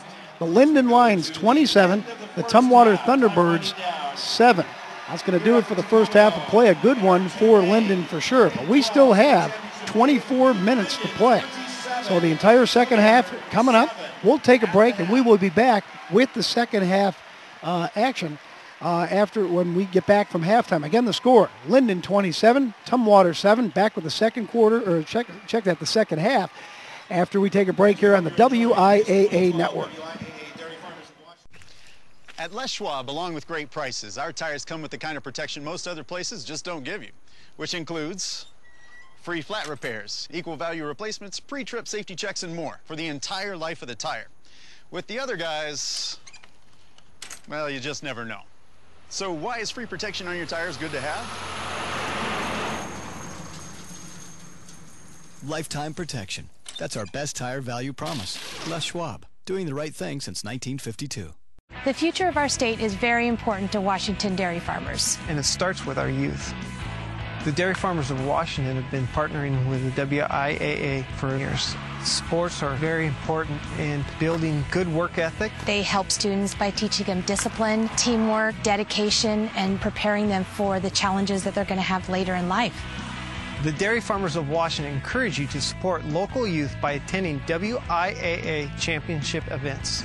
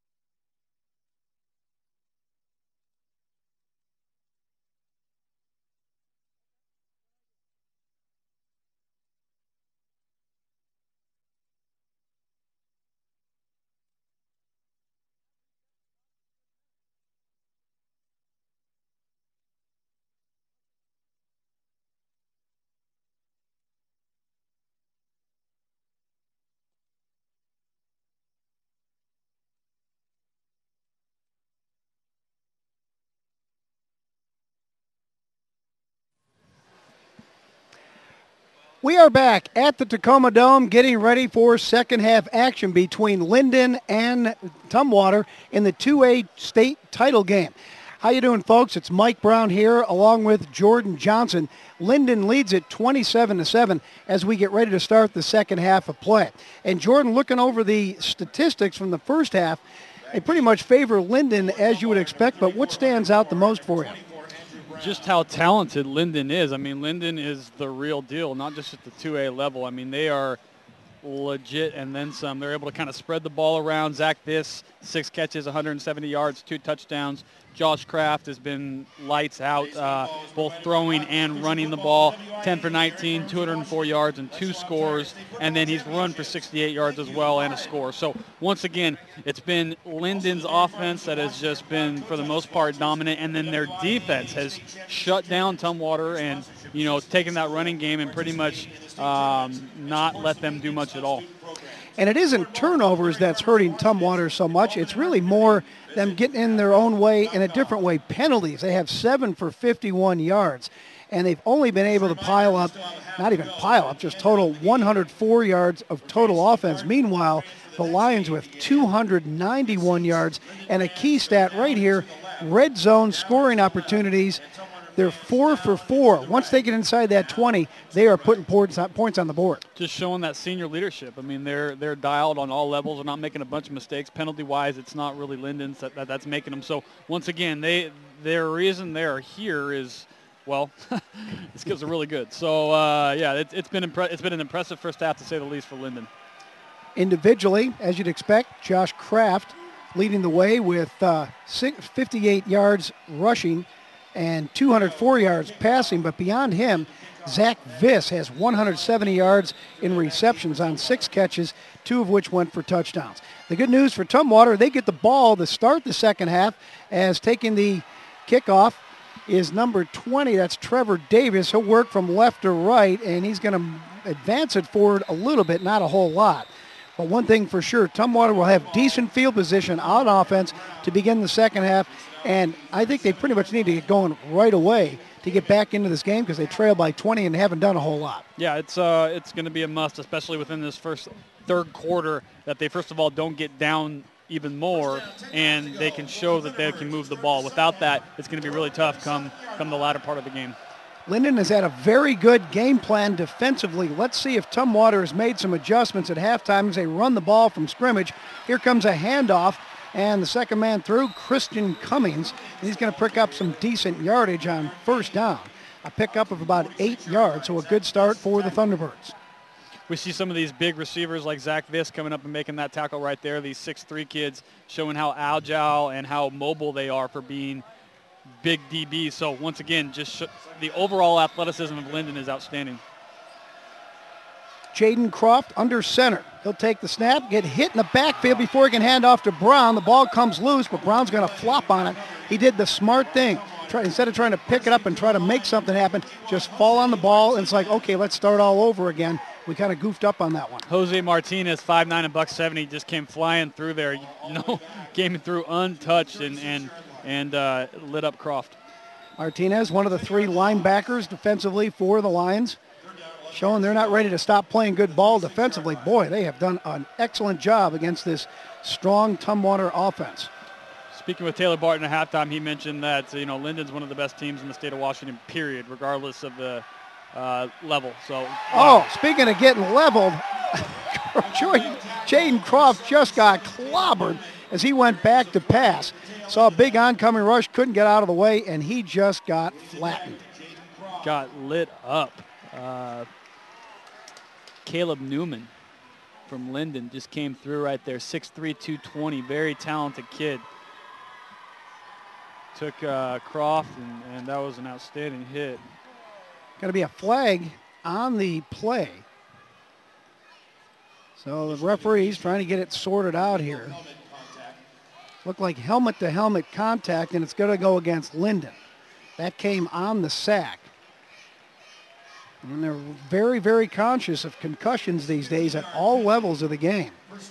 So that'll be marked off against the Lions. It will not give Tumwater a first down. In fact, they're still going to be about 6 yards, maybe 5 yards short. So it'll be 3rd and a long 5 from the 42-yard line of the Thunderbirds.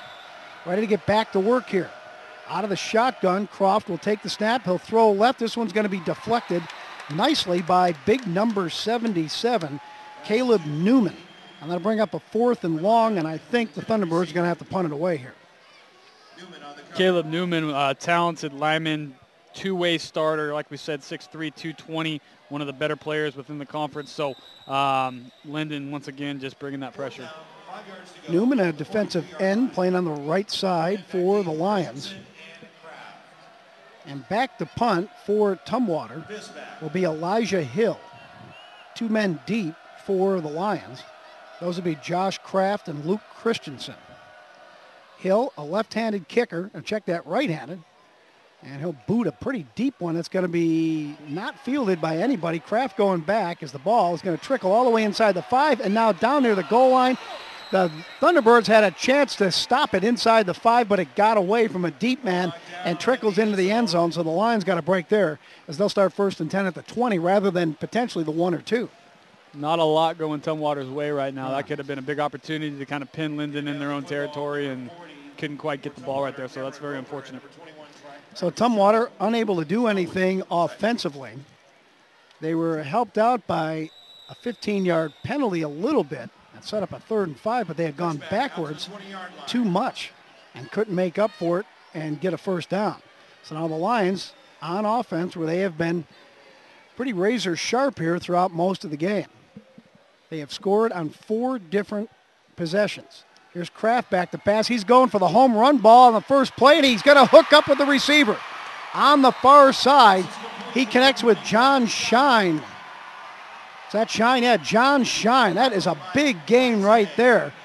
45 yards on the first play from scrimmage, and everything continues to go the way of the Lynden Lions. Shine, kind of like we talked about, that 4th receiver, but a two-way starter, another senior, part of this incredibly special senior class.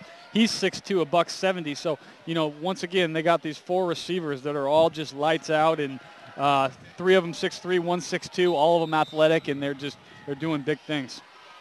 A 45-yard pickup as Kraft hooks up with John Shine. 1st and 10 from the 35-yard line of Tumwater. Out of the shotgun, Kraft will take it. He'll run it right up the middle. In fact, he's not even going to get back to the line of scrimmage. They'll lose yardage on that play, but that hasn't happened very often today.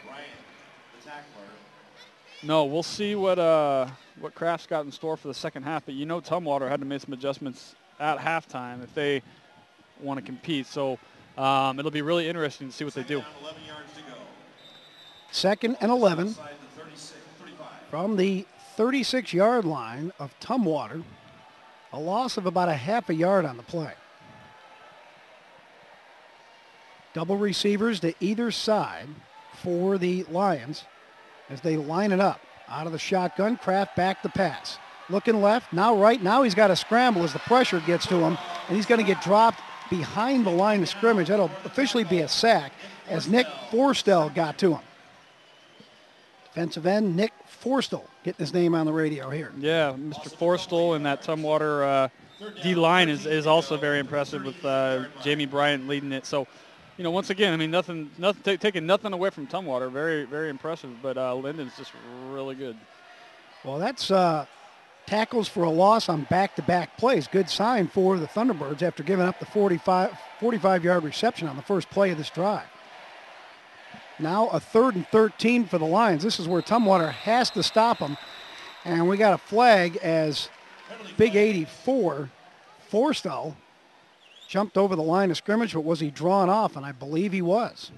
That will be illegal motion. A false start there on the part of the Lions, so make it 3rd and 18 from the 43.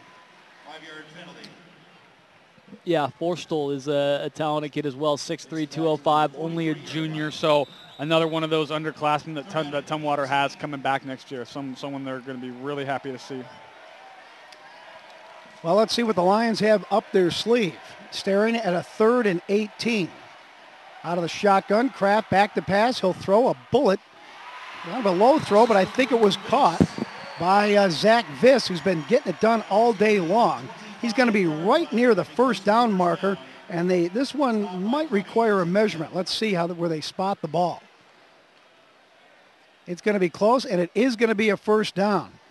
And that's what makes the Lions so good. They get backed up a couple of times on tackles for a loss, then get penalized 5 yards, and still convert on 3rd and 18 in the opponent's territory.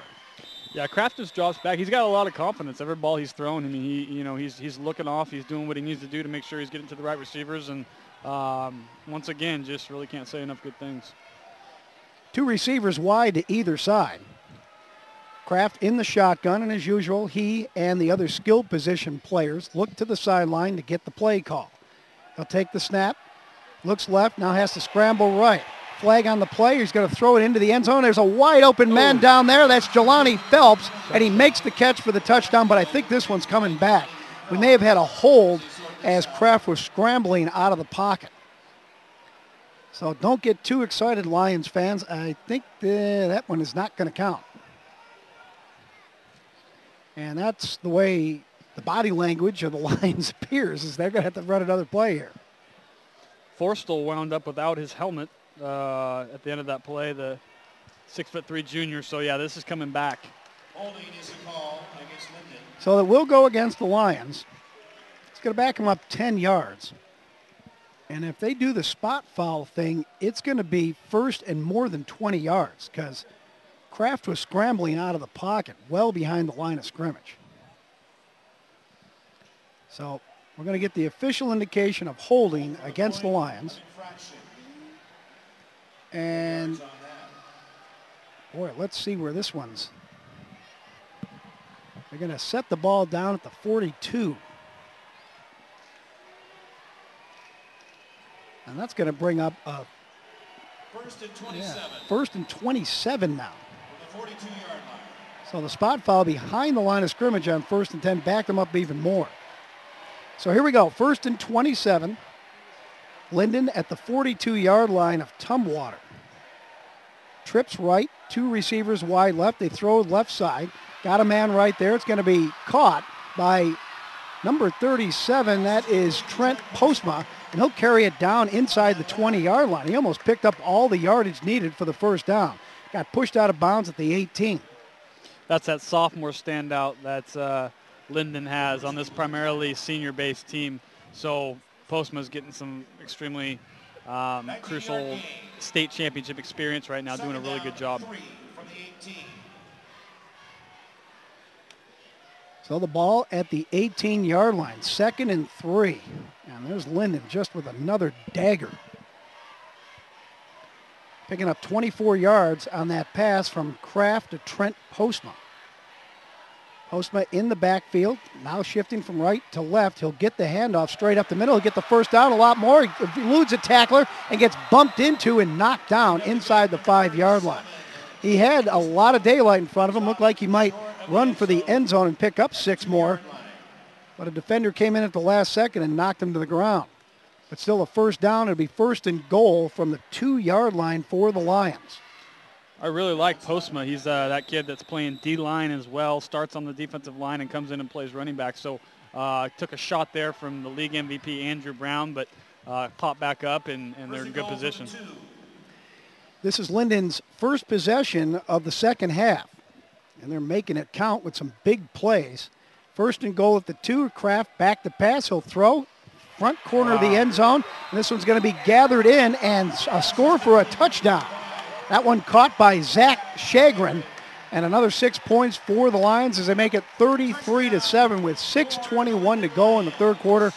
Extra point on the way. Kraft threw that ball before Shagrin even turned around and made a great catch, kind of in mid-spin right there. So once again, you just can't say enough about the receivers and what Kraft is doing, getting the ball to them. So Shagrin getting credit for the 6 points on that touchdown pass. Here comes Alex Otano Gunther on for the extra point attempt. He's been perfect so far and remains that way as the ball is up and through for another point. That makes it 34-7 in favor of Lynden over Tumwater. 6:21 to go third quarter. We'll take a break and be back with more after this on the WIAA Network.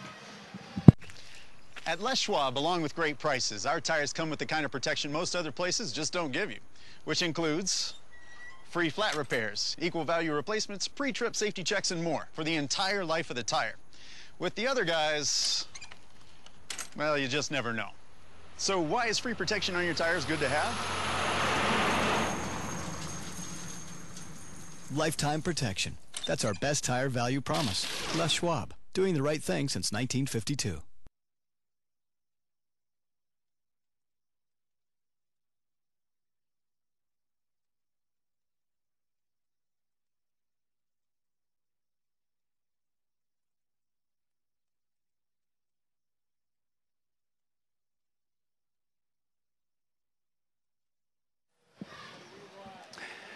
One week ago, the Lynden Lions sure made it look easy over Capital in the semifinals as they won that game 48-21. Now it seems to be even easier through 2.5 quarters of play here at the Tacoma Dome in the final as they lead it over Tumwater 34-7.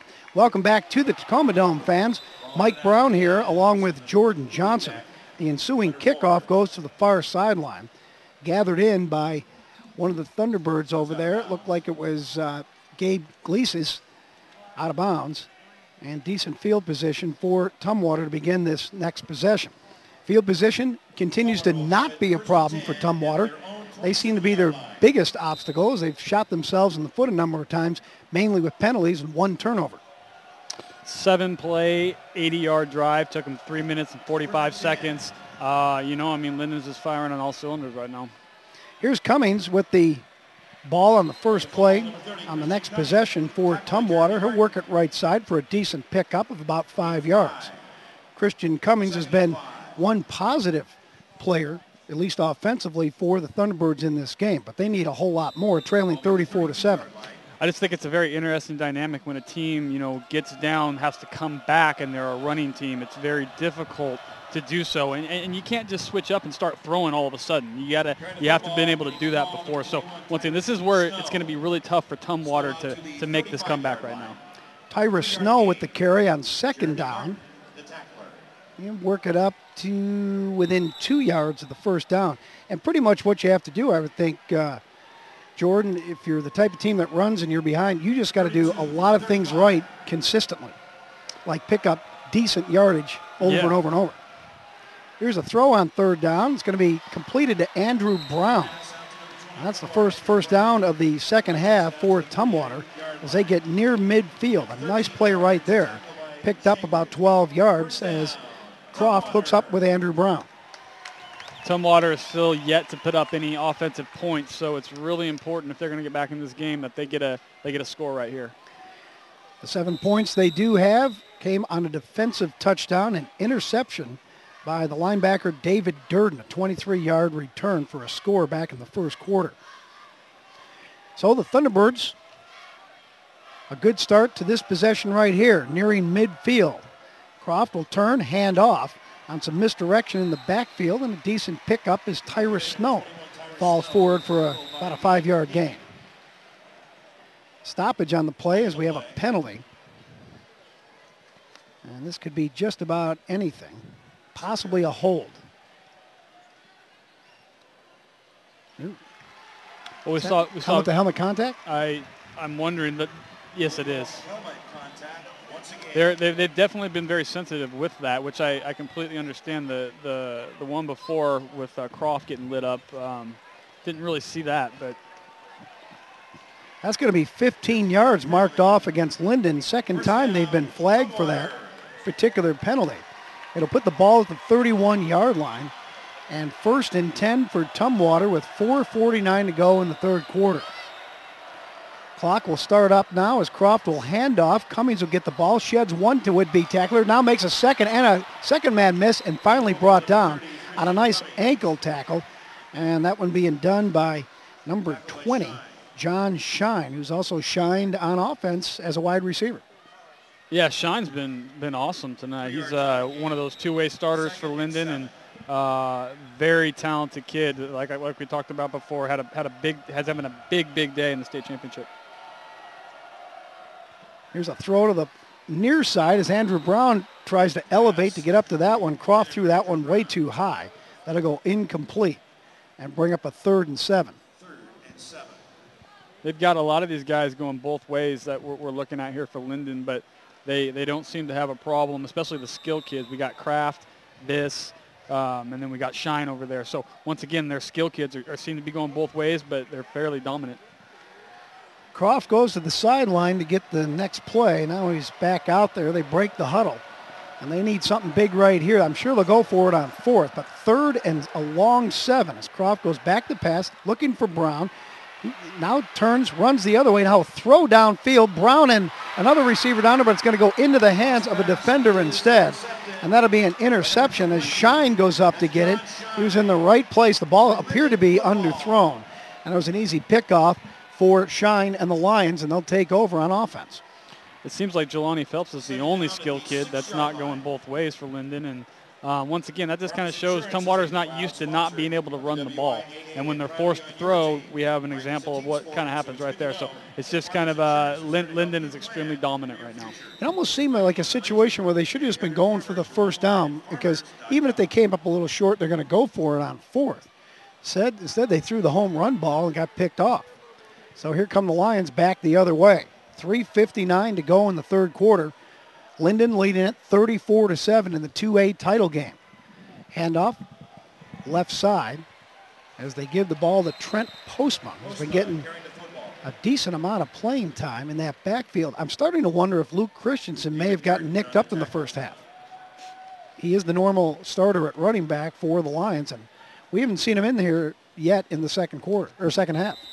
Yeah, he's been the go-to guy. I mean, he's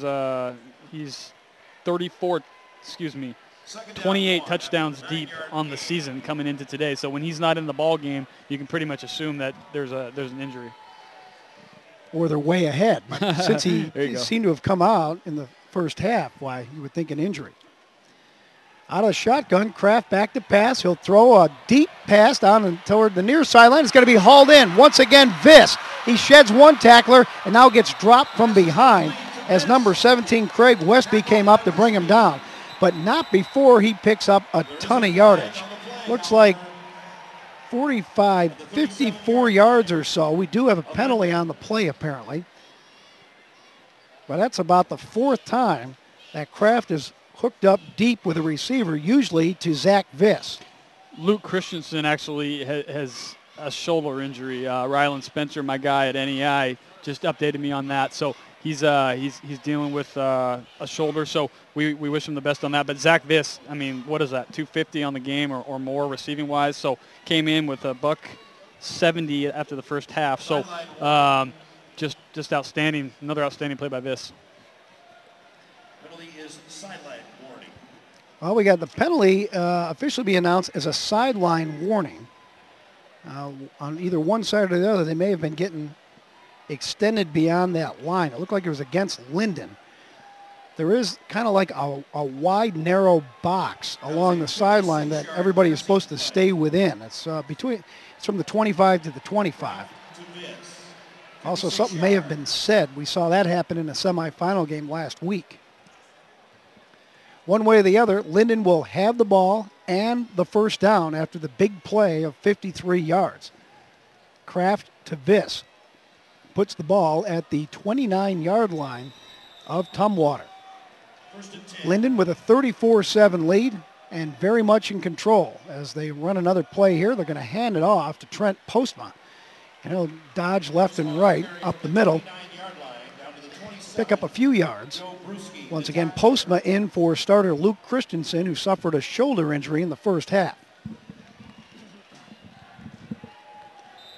Clock running, 2:39 to go, 3rd quarter. That's another thing Lynden is very conscious of, I'm sure, is using up some clock. They take a lot of time between plays, particularly in a situation like this, when they can run time off of the scoreboard clock. They send 3 receivers wide left, 2 wide right. Postma actually in the slot. As Kraft will go back to pass, throws down the middle.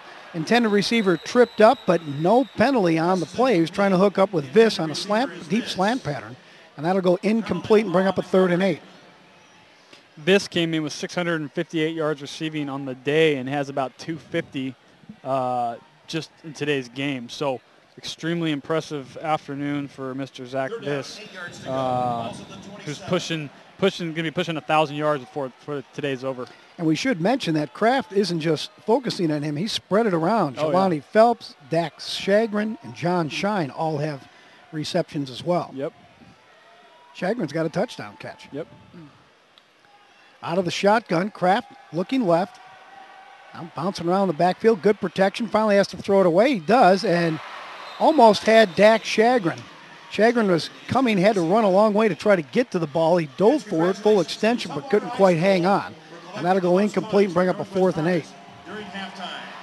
Phelps had a score too that got called back on that penalty. So That's right. He has spread the ball around very well. Kraft has played excellent. You can't really say anything else. I mean, he's going to be at the next level. He's going to be an asset somewhere. I mean, some school is going to doesn't have that prototypical size, doesn't have all of those intangibles, but he's an athlete.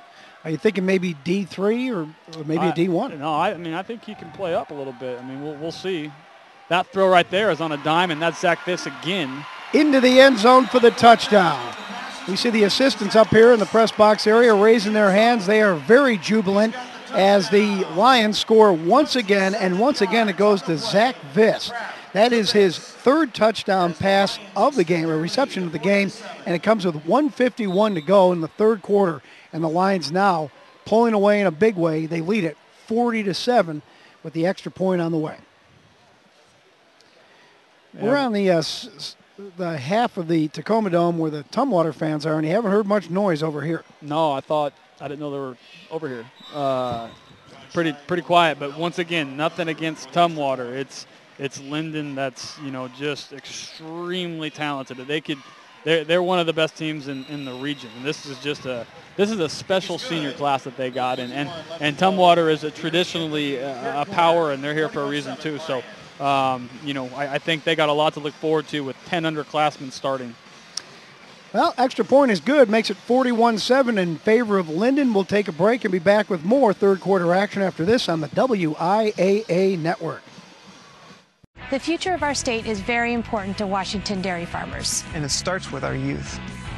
The dairy farmers of Washington have been partnering with the WIAA for years. Sports are very important in building good work ethic. They help students by teaching them discipline, teamwork, dedication, and preparing them for the challenges that they're going to have later in life. The dairy farmers of Washington encourage you to support local youth by attending WIAA championship events.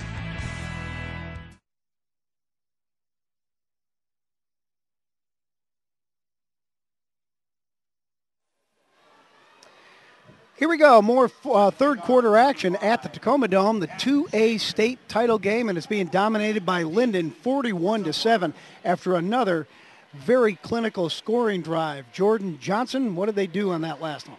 Kraft was just picking people apart. He hit a couple different receivers, but once again, Zach Viss comes up with a 27-yard touchdown reception. It was a 6-play, 94-yard drive that took 2 minutes and 8 seconds. As of right now, Zach Viss is pushing 300 yards receiving for the game and 3 touchdowns. So this could be one of the most impressive performances from a wide receiver in state title history. And he's almost half of what he had yardage-wise for the entire season just today. Wow. So Zach Viss is ending his career on an extremely high note, and he's going to be a kid that colleges will see this film and be able to say, wow, okay, this is someone we want to have come play for us. So very impressive. Ensuing kickoff goes into the end zone for a touchback. So Tumwater, starting at their own 20, will hand off to Christian Cummings on the first play. He'll pick up about 4. That'll make it 2nd and 6 for the Thunderbirds, who still have not scored yet today offensively. Their only points came on a defensive touchdown. Out of the shotgun, Jaden Croft will throw left side. He's got a man over there. He'll make the reception and get pushed out of bounds, but not before he picks up the first down. He hooked up over there with Kyle Plamondon. Pickup of 8. That'll stop the clock with 1:23 to go here in the 3rd quarter. And this just puts Tumwater, as we've talked about, in an awkward position because they're not used to throwing the ball. It's not their forte. It's not what they do. So, that right here, Andrew Brown is what they got. Brown taking off on what's his most impressive run of the game.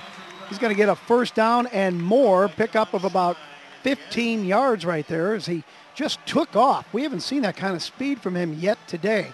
Usually he's been getting strung out by the defense and not being able to get around the edge, but he did that time and picked up the 15. He's been bottled up. I mean, Andrew Brown, as we can see right there, why he was the league MVP. I mean, the kid just flies. So another guy we'll see playing collegiate ball somewhere. Another set of downs here for the Thunderbirds. Delayed draw. Now to go straight up the middle as Christian Cummings will carry once again. He has been a positive sign for the offense today, and a day when they haven't had much positive things to talk about. Christian Cummings, that junior that had almost 200 yards last week in that big semifinal win. So we'll be seeing a lot of him over the offseason. Out of the shotgun, Croft back to pass. He'll throw a slant pattern that's going to be caught. The receiver immediately dropped. Zach Delvecco, he's the tight end. First time we've called his name today. Picks up about 12. That'll move the sticks. He took a solid hit and got right up. Good player. Yeah, I mean, credit to the receiver for bouncing right up. You just can't look at your receiver and throw it. I mean, that was the most readable thing I've ever seen. So, back to pass. Croft again gets away from one would-be sacker, but then he gets dropped as number 37. That is Trent Postma, got him in the backfield, and that could well be the last play of the third quarter here. Yep, looks like the clock is going to wind down here with the Lions leading it by the score of 41-7 over the Thunderbirds of Tumwater. There's the horn indicating the end of the third quarter. We'll take a break as well and be back with fourth quarter action after this on the WIAA network. At Les Schwab, along with great prices, our tires come with the kind of protection most other places just don't give you, which includes free flat repairs, equal value replacements, pre-trip safety checks, and more for the entire life of the tire. With the other guys, well, you just never know. So why is free protection on your tires good to have? Lifetime protection. That's our best tire value promise. Les Schwab, doing the right thing since 1952. The future of our state is very important to Washington dairy farmers. And it starts with our youth. The dairy farmers of Washington have been partnering with the WIAA for years. Sports are very important in building good work ethic. They help students by teaching them discipline, teamwork, dedication, and preparing them for the challenges that they're going to have later in life. The dairy farmers of Washington encourage you to support local youth by attending WIAA championship events.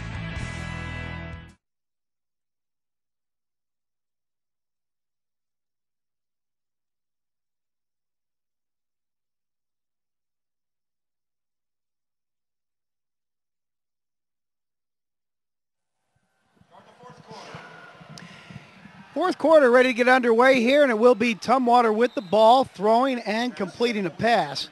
Jaden Croft hooking up with Andrew Brown to get things started here in the fourth quarter.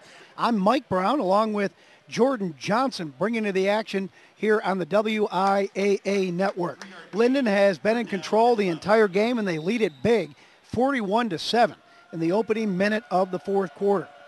Out of the shotgun, Jaden Croft back to pass. He'll hook up again with another receiver. This time it's Zach DeLuco. And DeLuco, the tight end, will pick up some substantial yardage.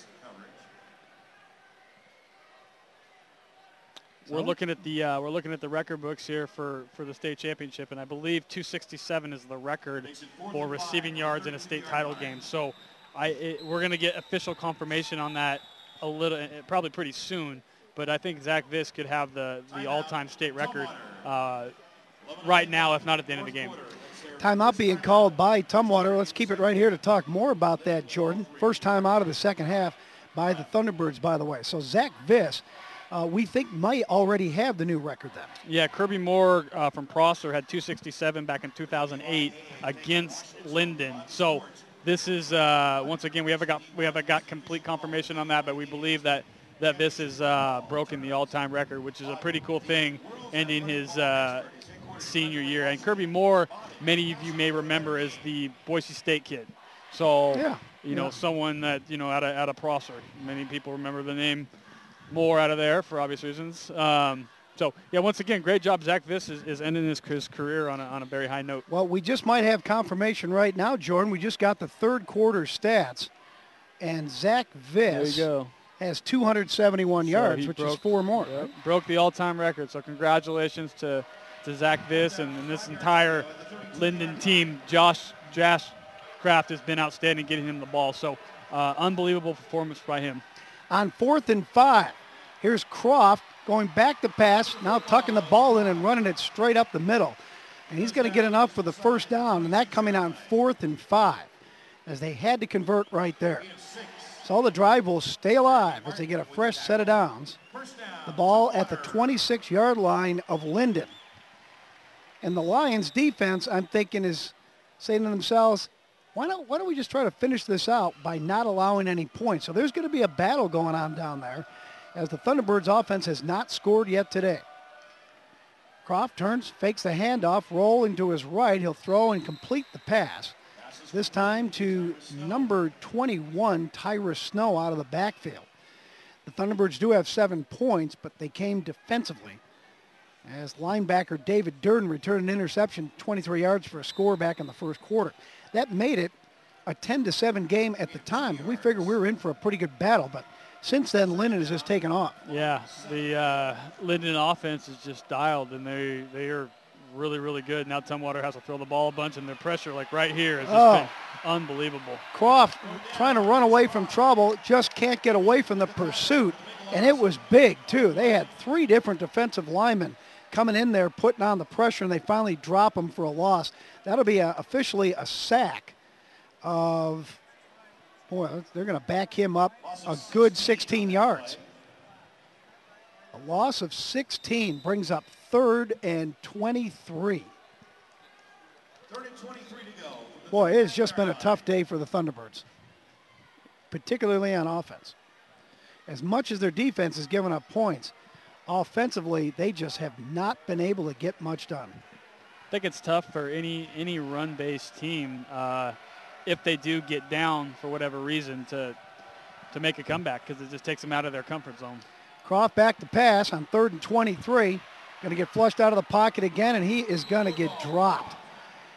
I think he got past the line of scrimmage, so that won't be a sack, but he is going to pick up maybe a yard and bring up 4th and 23. Caleb Newman's been all over the place today. 6'3", 220, that big senior. Starts both ways. This is a class for Lynden that will probably go down as the best in state history, if not one of. Lynden is the defending state champion, winning last year. Also had posted state titles in 2006 and 8 and 9. Delayed handoff up the middle to Cummings.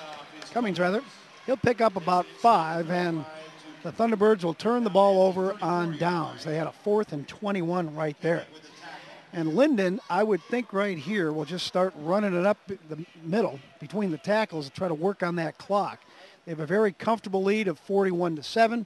Their defense still has not given up any points, so that's a goal that is still in the works. And now they can kind of just go to work on that clock. In fact, they're so confident they're going to win the game, their assistant coaches have just left our area, and they're heading down to the sideline to celebrate with the rest of the team. Well deserved. I mean, not to completely seal the deal, but it's, pretty much sealed. So great job on Lynden's end, and they are very deserving of this win. The Lions lead it 41-7 with 8:54 to go in the ball game. That's how much time separates them from back-to-back state titles. They'll now go to work officially after a penalty that backed them up a few yards. They'll hand it off left side. And that is Postma carrying the ball for a short gain. Really like Postma, only a sophomore, and he's been flying around as well with these guys. And I think with as good as these seniors have been, as efficient, it's such a good thing for the underclassmen to see. It gives them a barometer of what they need to be at if they want to have a special group like this when they become seniors. So I think, moving forward, these sophomores, juniors, even freshmen will be able to benefit by seeing this special senior class. Single receiver split wide to either side. One back, that's Postma. He'll get the handoff, take it straight up the middle. Breaks a tackle or two and falls forward. Kind of a short gain. I got to back up a little bit. The penalty that was marked off before the drive started made it 1st and 15. And now, after two short gains, the Lions are now looking at 3rd and 10. And the ball will be at the 34-yard line, their own 34. 7:45 to go in the ball game. The Lions hoping to convert right here, keep the drive alive, and keep working on the clock. Getting ready for this 3rd and 10 situation with 2 wideouts. Fake the handoff. Kraft will keep it, run it up the middle. Not going to get very far, and the Lions will have to kick it away. Or at least you would think so. And it looks to be Cameron Wainwright, the junior, 6 foot, $155. That is in playing quarterback right now. So that's they're switching it up and letting Kraft maybe take a breather or take the rest of the night off. And maybe get that backup quarterback back some experience and the opportunity to play in a state title game as well. And the 271 from Zach Viss is actually the most receiving yards in any state championship game, any classification level. So big congrats to him. Dax Shagrin to punt it away for the Lions. Brown down deep. He'll make the catch. Skip by one would-be tackler past the 30. Now another one. He gets to the 35-40. Now up to midfield. He's now at the 40-yard line of the Lions and finally scoots out of bounds. And we got an injured player back down near where Brown caught the ball. I think a coverage man got clobbered looking one way and not seeing the blocker coming from the other way. And I don't know for sure, but I think that might be Marcus Fakima. That's face down near the 30-yard line. Brown will officially be pushed out at the 36, it appears, as some trainers come out to attend to Fakima. It's the first injury we've had in the ball game that stopped the game. We mentioned that Luke Christensen, running back for the Lions, was injured in the first half, shoulder injury, and came out. I think he just got rocked. 6'3", 240, big kid, started no lineman, good-looking kid, so looks like it'll be all right. That indeed is Marcus Fakima. He's going to walk up under his own power. It looks maybe a little assistance from a couple of teammates. This Lynden team just plays with so much confidence. I mean, I think they've probably played together as a group for, as a number of years. And Tumwater, credit to them, they all get down on the knee while he's injured down there and show their respect. So, both classy programs and playing really hard. Yeah, we mentioned that both of these teams have veteran head coaches. Kurt Cramey in his 22nd year heading up the Lynden program, but he's been outdone, almost doubled by Sid Otten in his 39th year as the head coach at Tumwater, the winningest coach in state history at the high school level. Tumwater to begin now, 1st and 10 at the 33 of Lynden. Here's a pass left side. That'll be gathered in nicely by the big tight end, Zach DeLuco. And some yards after the catch as well before getting knocked out of bounds at the 17. That's a pickup of 16 yards for Zach DeLuco. And we'll move the ball to the 17, 1st and 10. 6:22 to go in the ball game. And Tumwater now threatening to score on offense for the first time in the game. Snap from center and a handoff right side. Cummings with a short gain, maybe a couple of yards. So not a whole lot to get excited about for the Tumwater fans on this side where we are of the Tacoma Dome. On the other side, you may be able to hear the Lions fans in the background. A lot of them waving around those lime green hankies. They almost look like they could glow in the dark. Here's a snap from center, handoff left side. Cummings working towards the far sideline, finally gets met up with a white jersey, and he's going to be dropped inside the 10-yard line. a little short of the first down. Looks like Linden's got a lot of the younger guys in the game now, and they're able to get some of those guys and some experience with, like we talked about, all of those seniors on that roster. So they're going to be able to celebrate this evening. And, you know, this has been an incredible year. We were just talking at halftime about the talent. You know, they could go and beat majority of those 4A, 3A, 4A schools, and it'd be interesting to have kind of like a tournament with the best teams all together, because I think Lynden would fare very, very well with some of these impressive teams that they got in the state of Washington. 3rd and 1, and Tumwater going to get dropped for a loss on this play. Now they're going to run a 4th down play, no doubt. But they had intentions of picking up the first down anyway and then setting things up on a 1st and goal from inside the 10. But instead, the backups for Lynden that you talked about that are in there, I'm sure they were instructed by the starters, do not allow any points. We want to get our own shutout here. And even though the Thunderbirds have 7 points, again, it was a defensive touchdown that they scored. So offensively, they haven't gotten any points on the board. A lot of pride for a defense when they haven't given up any points on their end in the state title game. That's a big deal. So I'm sure they want to keep the score. 4th and 1. Here we go. Back to pass Croft. He looks right, throws left. He's got a man open, and it goes off the hands of big number 88. That is Jamie Bryan, who could not hold on. Should have caught the ball. It would have been their first score offensively in the game. Yeah, Jamie Bryant, the UW commit, typically would have that. So, yeah, that's unfortunate on their end, and Linden's going to be able to keep that 0 point total, at least from the defensive standpoint. You said Bryant's going to the UW. Is he going to go as a defensive lineman? That's what they have him projected as. So, okay. Yeah, I mean, he's one of those kids that's athletic enough that could do a variety of different things. But he was the defensive player of the year within the conference, and someone that we have ranked on our boards pretty high. Lynden takes over on downs, and they're going to go working on that clock. 1st and 10 from the 8-yard line. And working at left side is one of the substitutes, Ryan Mowat. He's going to pick up some decent yardage, 9 yards. That'll set it up as a 2nd and 1 now. The clock at 4 minutes and running. Just 4 minutes separating Lynden from a 2nd straight state title at the 2A level. They lead it 41-7. Led 27-7 at halftime. Here's a handoff inside, just trying to pick up the first down. I believe that's Mowat again, and he's going to get it. So move the sticks for the Lions as they keep the clock running while it stops momentarily while they move the chains.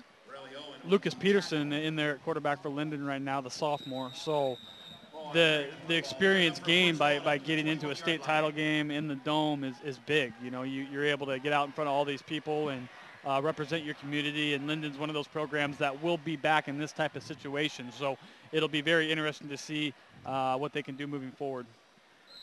Handoff up the middle, as you'd expect, right between the tackles. And once again, Mowat, 3rd straight carry for him. Short gain, maybe got 2 yards, and that's about it. The clock, though, continues to run. That's Linden's primary concern right now, is just keep it going and let's finish this thing off. 3 minutes to go. 41-7. The Lions with the lead, the big lead, I should say, and the ball at their own 24. 2nd and 7. Out of the shotgun, here comes the handoff. Right side is Wainwright will give it off to Mowat again. He might get a couple on that one, and that's about it. The clock now at 2:33 and running. Lions will have at least one more play here. Shuffling players in and out in a big way. Some wholesale changes. And another quarterback in there, Lucas Peterson. They've been switching back and forth between him and Cameron Wainwright. Peterson out of the shotgun. They're going to get him a shot to throw it downfield. And he's got a man and makes a reception. Wow. How about that? Everybody they bring in is able to get something done, and that looked like number 88, Scooter Hastings, that makes the catch and picks up a fresh set of downs, and that could just about do it for this ball game unless Tumwater uses some timeouts. Yeah, big fan of anybody named Scooter. 6'6", 190-pound sophomore. Just kind of shows, you know, what they got to look forward to moving forward. So 6'6", $190. We'll probably be seeing that kid in the future. 2 minutes to go in the ball game. 1st and 10 for the Lions at their own 44. Throw to the right side as Mendoza. Rudy Mendoza, the quarterback, completing a pass on the far sideline. That'll pick up about 7. Dak Shagrin making the reception. So 2nd and 3 now, as the ball is now in Tumwater territory. And Lynden just winding the clock out. We're at 1.5 minutes to go. The Lions leading it 41-7. One man in the backfield. As the next play, a fake handoff. Keeping it this time is Wainwright, who's in the ball game at quarterback. Runs to the near sideline, and young man, you're supposed to fall down before you go out of bounds. Instead, he goes out. That'll stop the clock. He did pick up the first down, but the clock will not start back up after they reset the chains, which now get dropped. As looking at the chain gang over there. Someone stepped on the chain as they were trying to move it. Linden's getting all their guys some playing time, which is pretty cool. They're getting a good rotation going back and forth, so everybody's getting some PT, getting some experience, and that'll be valuable in the future. From the 33. Snap and the handoff straight up the middle to Moet once again. That'll move the clock to under 1 minute to go. Lynden leading it 41-7, and they've done just about everything right here tonight. Granted, starting quarterback Josh Kraft has thrown a couple of interceptions, one return for a touchdown. But other than that, it just hasn't mattered as they've moved the ball up and down the field very consistently throughout the game. They've scored points in all 4 quarters. As the snap from center out of the shotgun. And that goes to Rudy Mendoza. We continue to shuffle quarterbacks in and out. And that could do it for the ball game, as the clock is now less than what the play clock would be, and that is going to run it out for the Lynden Lions. They're going to win it, their 2nd straight state title. The clock down to the final 10 seconds as Lynden, a very impressive performance here at the Tacoma Dome, will defeat the Tumwater Thunderbirds by the final score of 41-7. And there's the final horn going off here at the Tacoma Dome. Lynden remains the champions at the 2A level, winning their 2nd straight state title, beating Tumwater by the final score of 41-7. And Jordan, they deserved it, didn't they? Absolutely. I mean, this is one of the best small schools, any school, I mean, that we've seen. It's an extremely impressive group on both sides of the football. Senior base, they won it last year, come back and do it again. So we're going to see these guys for years to come, and it's a program where all of them are going to be focused on winning the title every year. They're a type of team and community that aren't content with just, what do they got, 5 in the last 7 years. So they'll be back again, and we'll be seeing them in the future. One thing I didn't mention from my interview earlier this week with Coach Kurt Cramey is he was sort of bragging a little bit that one of the great things that they've done over the last 5-6 years was they beat Jake Locker's Ferndale team 2 out of 3 times. And that's a big deal. I mean, Locker ran the show. He was the real deal. So once again, Lynden has a lot to be proud of, and they're going to be able to celebrate this evening. Players down on the field shaking hands after this game comes to a close, very much in favor of Lynden as they win it 41-7 and take home the hardware as the champions of the 2A football level for 2012. We're going to take a break. We'll be back and have the trophy presentation and more right after this timeout on the WIAA network. The future of our state is very important to Washington dairy farmers. And it starts with our youth. The dairy farmers of Washington have been partnering with the WIAA for years. Sports are very important in building good work ethic. They help students by teaching them discipline, teamwork, dedication, and preparing them for the challenges that they're going to have later in life. The Dairy Farmers of Washington encourage you to support local youth by attending WIAA championship events. At Les Schwab, along with great prices, our tires come with the kind of protection most other places just don't give you, which includes free flat repairs, equal value replacements, pre-trip safety checks, and more for the entire life of the tire. With the other guys, well, you just never know. So why is free protection on your tires good to have? Lifetime protection. That's our best tire value promise. Les Schwab, doing the right thing since 1952.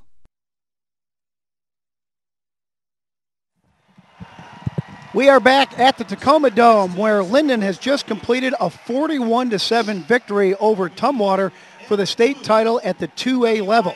I'm Mike Brown along with Jordan Johnson. And Jordan, not only does Lynden win a second straight title, but they also set a record, an individual record, compliments of wide receiver Zach Viss. Yeah, this is a kid we knew about throughout the season. Came in with 660 yards, 658 receiving, and tonight dropped 270 plus with 3 TDs. So a big-time athlete / receiver, and someone that we're going to see at the collegiate level. Josh Kraft obviously had a huge game as well from his quarterback spot, and Zach Viss set the all-time record for any school in the state championship with close to 300 yards receiving. Well, we're going to get the official stats right here, so why don't we get the exact number so we can pass it along to our viewers. 271. 271. Wow. 9 catches, 271 yards, and 3 touchdowns for a very talented kid from Lynden. One of those touchdowns, 71 yards. That was the first touchdown of the ball game for Lynden, who is now being presented with the first place trophy as the champions of the 2A level in high school football. You can see the jubilant Lions team on the far sideline. And you can see all the photographers in front of that group of players as they raise the trophy up high.